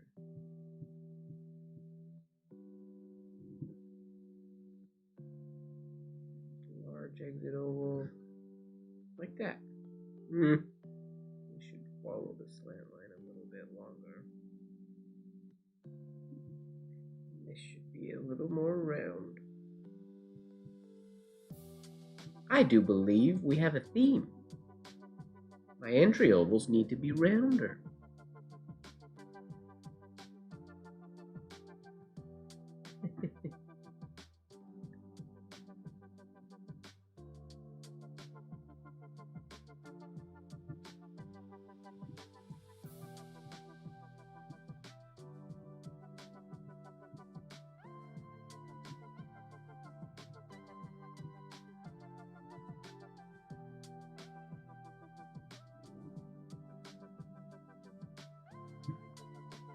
Shaded so low.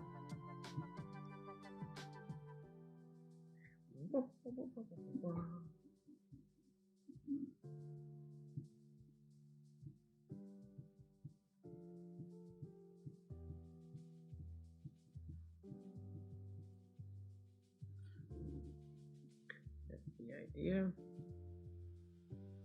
Shade a little too close to Engrosser script the way it ended. Didn't get the hairline quite as soon as I wanted to, which seems to be a bit of a theme for these last few attempts, but the shape going into it was the right idea.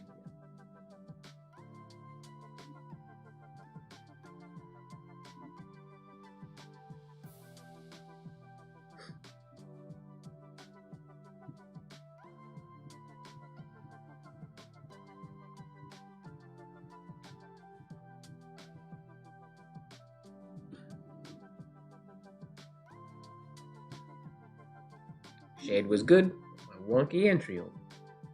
I can't get them both at the same time. For some reason.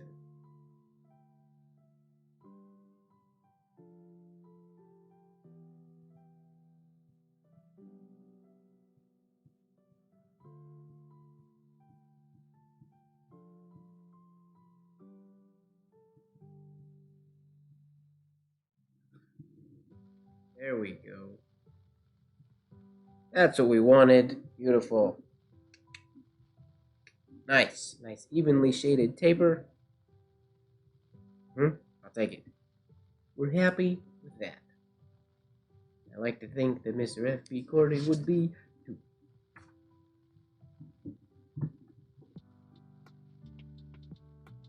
Okay, what's next? Who's next? J.D. Todd is last. For the U's.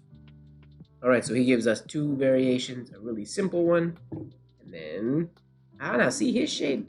He got the similar idea to Behrens Meyer a little bit, pushing the shade off to the right side, and he did it even more in this one, which is interesting.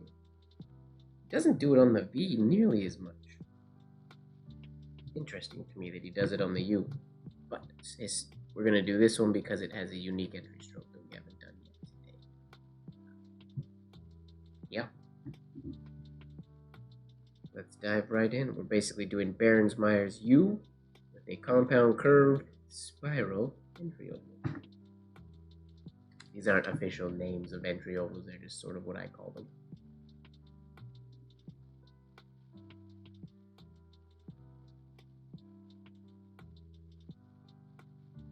Yeah, Mike Keswick has some really cool pointed pen variation stuff that he does.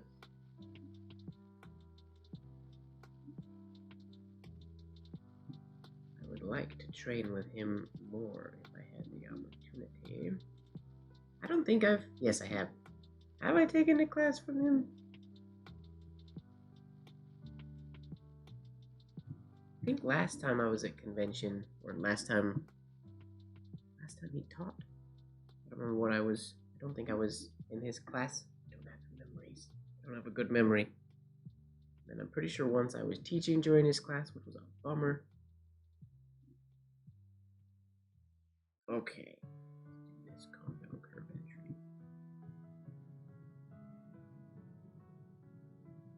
Again, pushing the shade to the right. Yes, it's a good thing we practiced that for so long.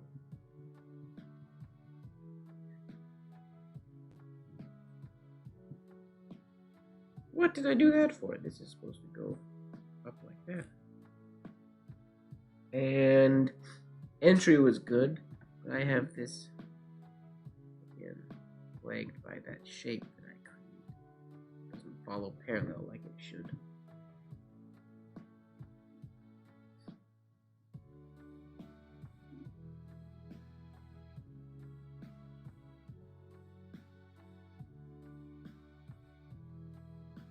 Okay.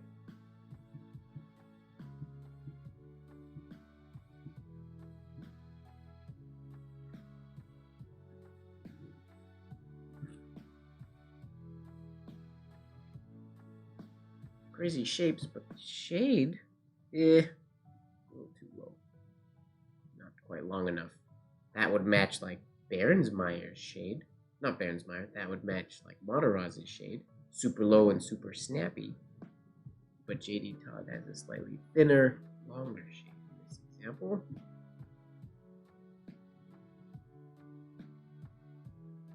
Yeah, I'm all messed up at the baseline.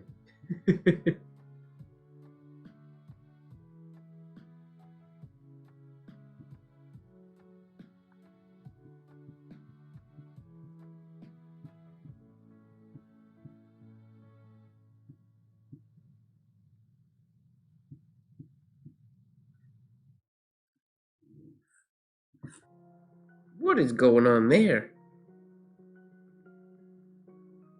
There's a drunk letters. I'm not drunk at all. I had tea. Which is not what's causing this. I don't know what's happening. I might be getting tired.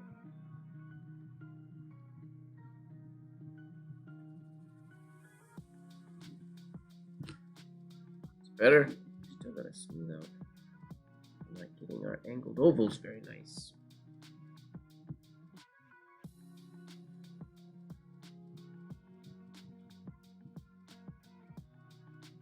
Oh, just Winnie, you can't let yourself be accountable to any time of the day. You gotta be a when you're awake person.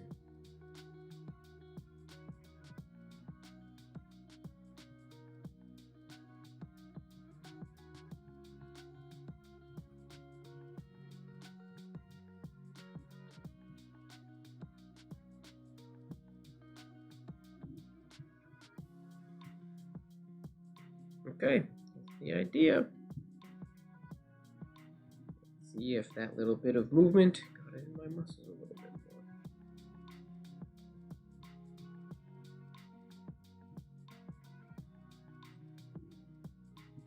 Whoops. Not quite. Oh, he has such a nice spiral going on up there.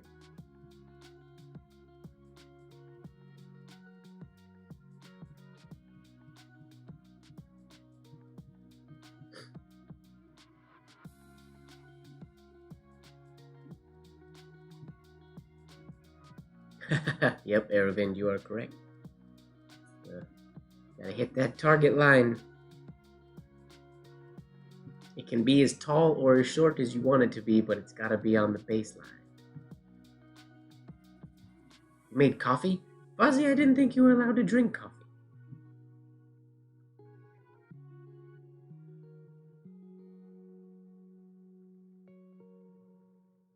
Ah, okay.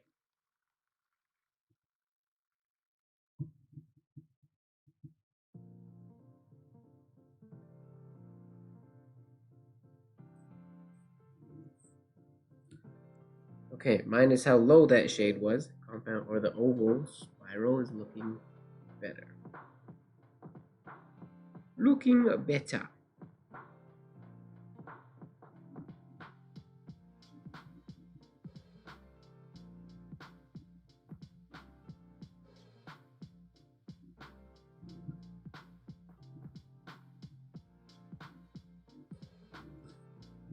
Nope. Absolutely.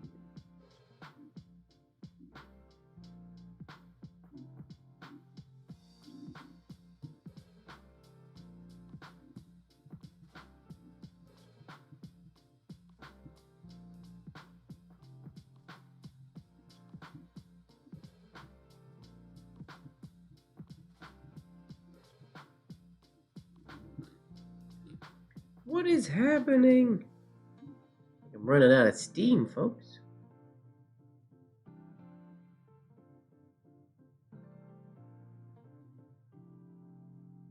They're not coexist. Uh-oh. That's no good. The kids aren't coexisting well with each other, or the kids aren't coexisting well with their homework.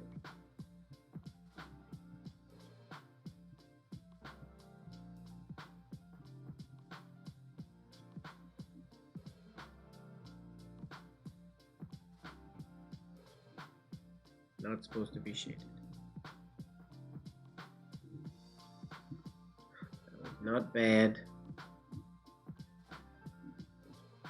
Come on. Shouldn't be this difficult.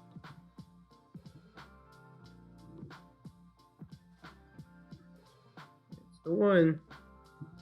Minus I lost my hairline. We're gonna try a couple more, but that was a good one. Both snare. Uh-oh. That's no good. Good night, George. Thanks for hanging out with us. Asking some really nice questions. With a freshly cracked Canada Grade A egg, 16 grams of protein, and 290 calories. Children will be children. Ain't it true? Ain't it true? Enjoy one today for just $3.59 plus tax. For a limited time. I taught a dance. One of the dance classes I taught today. One of the groups was, I think, little between 8, 9, and 10-year-olds. And I got a message from the studio owner. One of the students, one of the little girls, told her mom. And her mom texted the studio owner, and she told me. The little girl said something to the effect of, I can't remember word for word what she said, but it was basically, you know, Mom, that Mike guy is really good with us little ones, which is hilarious. Very cute comment. To which I responded, well, yeah, because I'm one of them. I'm just a big little kid.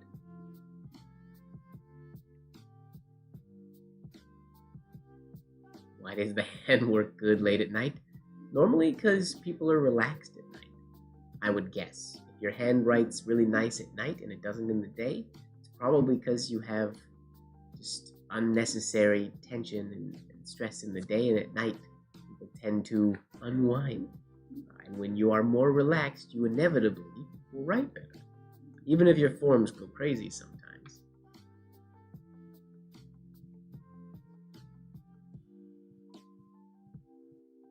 For me, it's not dependent on the time of day, it's just when I'm relaxed. I write the best when I'm the most relaxed and comfortable.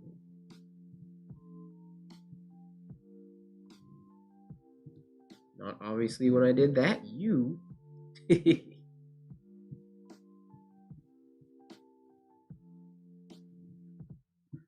Ugh. Come on. I'm gonna try this, give 3 or 4 more tries. Done with the letter U.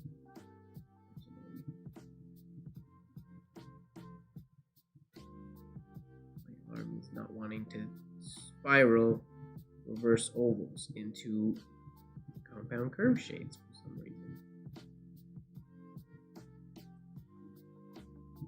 Not bad. Not sure why I'm finishing that below the baseline.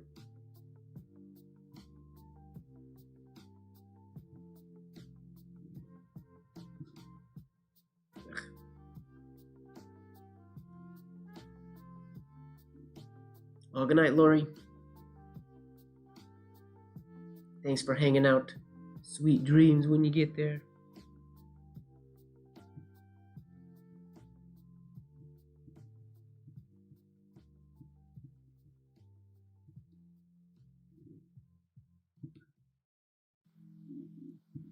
These letters just feel like they're all over the place.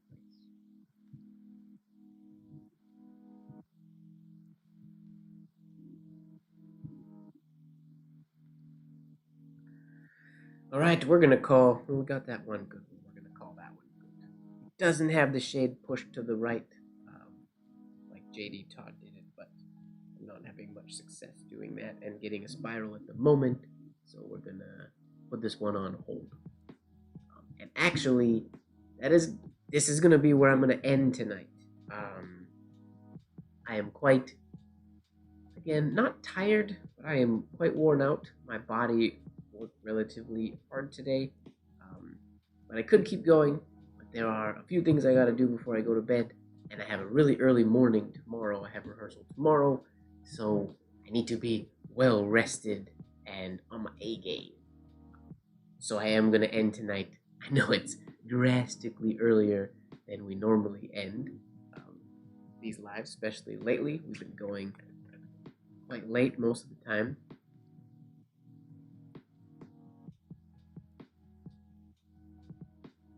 But it's been a really busy week. I need more little sessions like this. Hopefully after rehearsal tomorrow, my arm is in a good writing mood because I have to do writing. You guys are interested in the style of writing that I've been showing in these live videos, which is rapid movement writing. I do have a course coming up at the end of February. February 20th, I believe, is the first day. 20th and 28th, 2 weeks. I'll be doing the Art of Movement Writing Volume 2. Art of Movement Writing 2.0, which will be moving forward away from just learning the forms and going into some more complicated variations, complicated entry-exit strokes, potentially connecting letters, putting together pages and quotes and things like that. So if you're interested in this stuff and you are practicing this stuff, consider that course. It's going through the Gentle Penman. We ran the first one that we did last month. I'm looking forward to running it. Haven't posted enough about it on Metronome of Death. I will say, Fozzie, there will be less metronome in 2.0, because 2.0 is less for people who are, it's good for people who've done 1.0 or who've done the first version of the class and also or already write with movement writing or are working on movement writing. There will be probably some metronome, probably a little more of me speaking rhythms than just the metronome. But because the connections are going to be a little more, I think, complicated than in the first one, it's going to be less about those simple drills. We'll still use the metronome for the drills and stuff, because I want to ensure everybody's going a specific speed, but probably slightly less of the, as you call it, metronome of death than my normal classes. It should be a lot of fun. I'm looking forward to it. I need to post about it on Instagram. I have my video setup has always been going between dance classes and writing videos, and it's different for leather videos and stuff, so I haven't actually filmed any writing in quite a while. Glow Party workshop. We could do we want a whole workshop that is just glowy, a glowy workshop. The Glow series, the art of glow writing. But yeah, this one should be quite fun. I'm looking forward to teaching it. Still refining what I want to put in it. I keep adding more things in my head that I want to include in it, but keep having to remind myself that it's only a 2-day, it's a 2-week course. So I have to reel myself in a little bit, because it will be a lot. Inevitably, it's going to be a lot of information. I'm excited for it. And on that note, tonight was really fun. Sorry that it's not as long as normal, but as always, thank you guys for hanging out with me, chilling in the chat, and keeping that all lively and fun. Make sure that you are falling in love with the process. I talked about my love for this process a lot. You're seeing my love of the process live here every Tuesday night. It's fun. And yeah, don't forget that life should be just a bit of silliness, really. I'll see you later, ladies and gentlemen. Thank you very much. Bye-bye.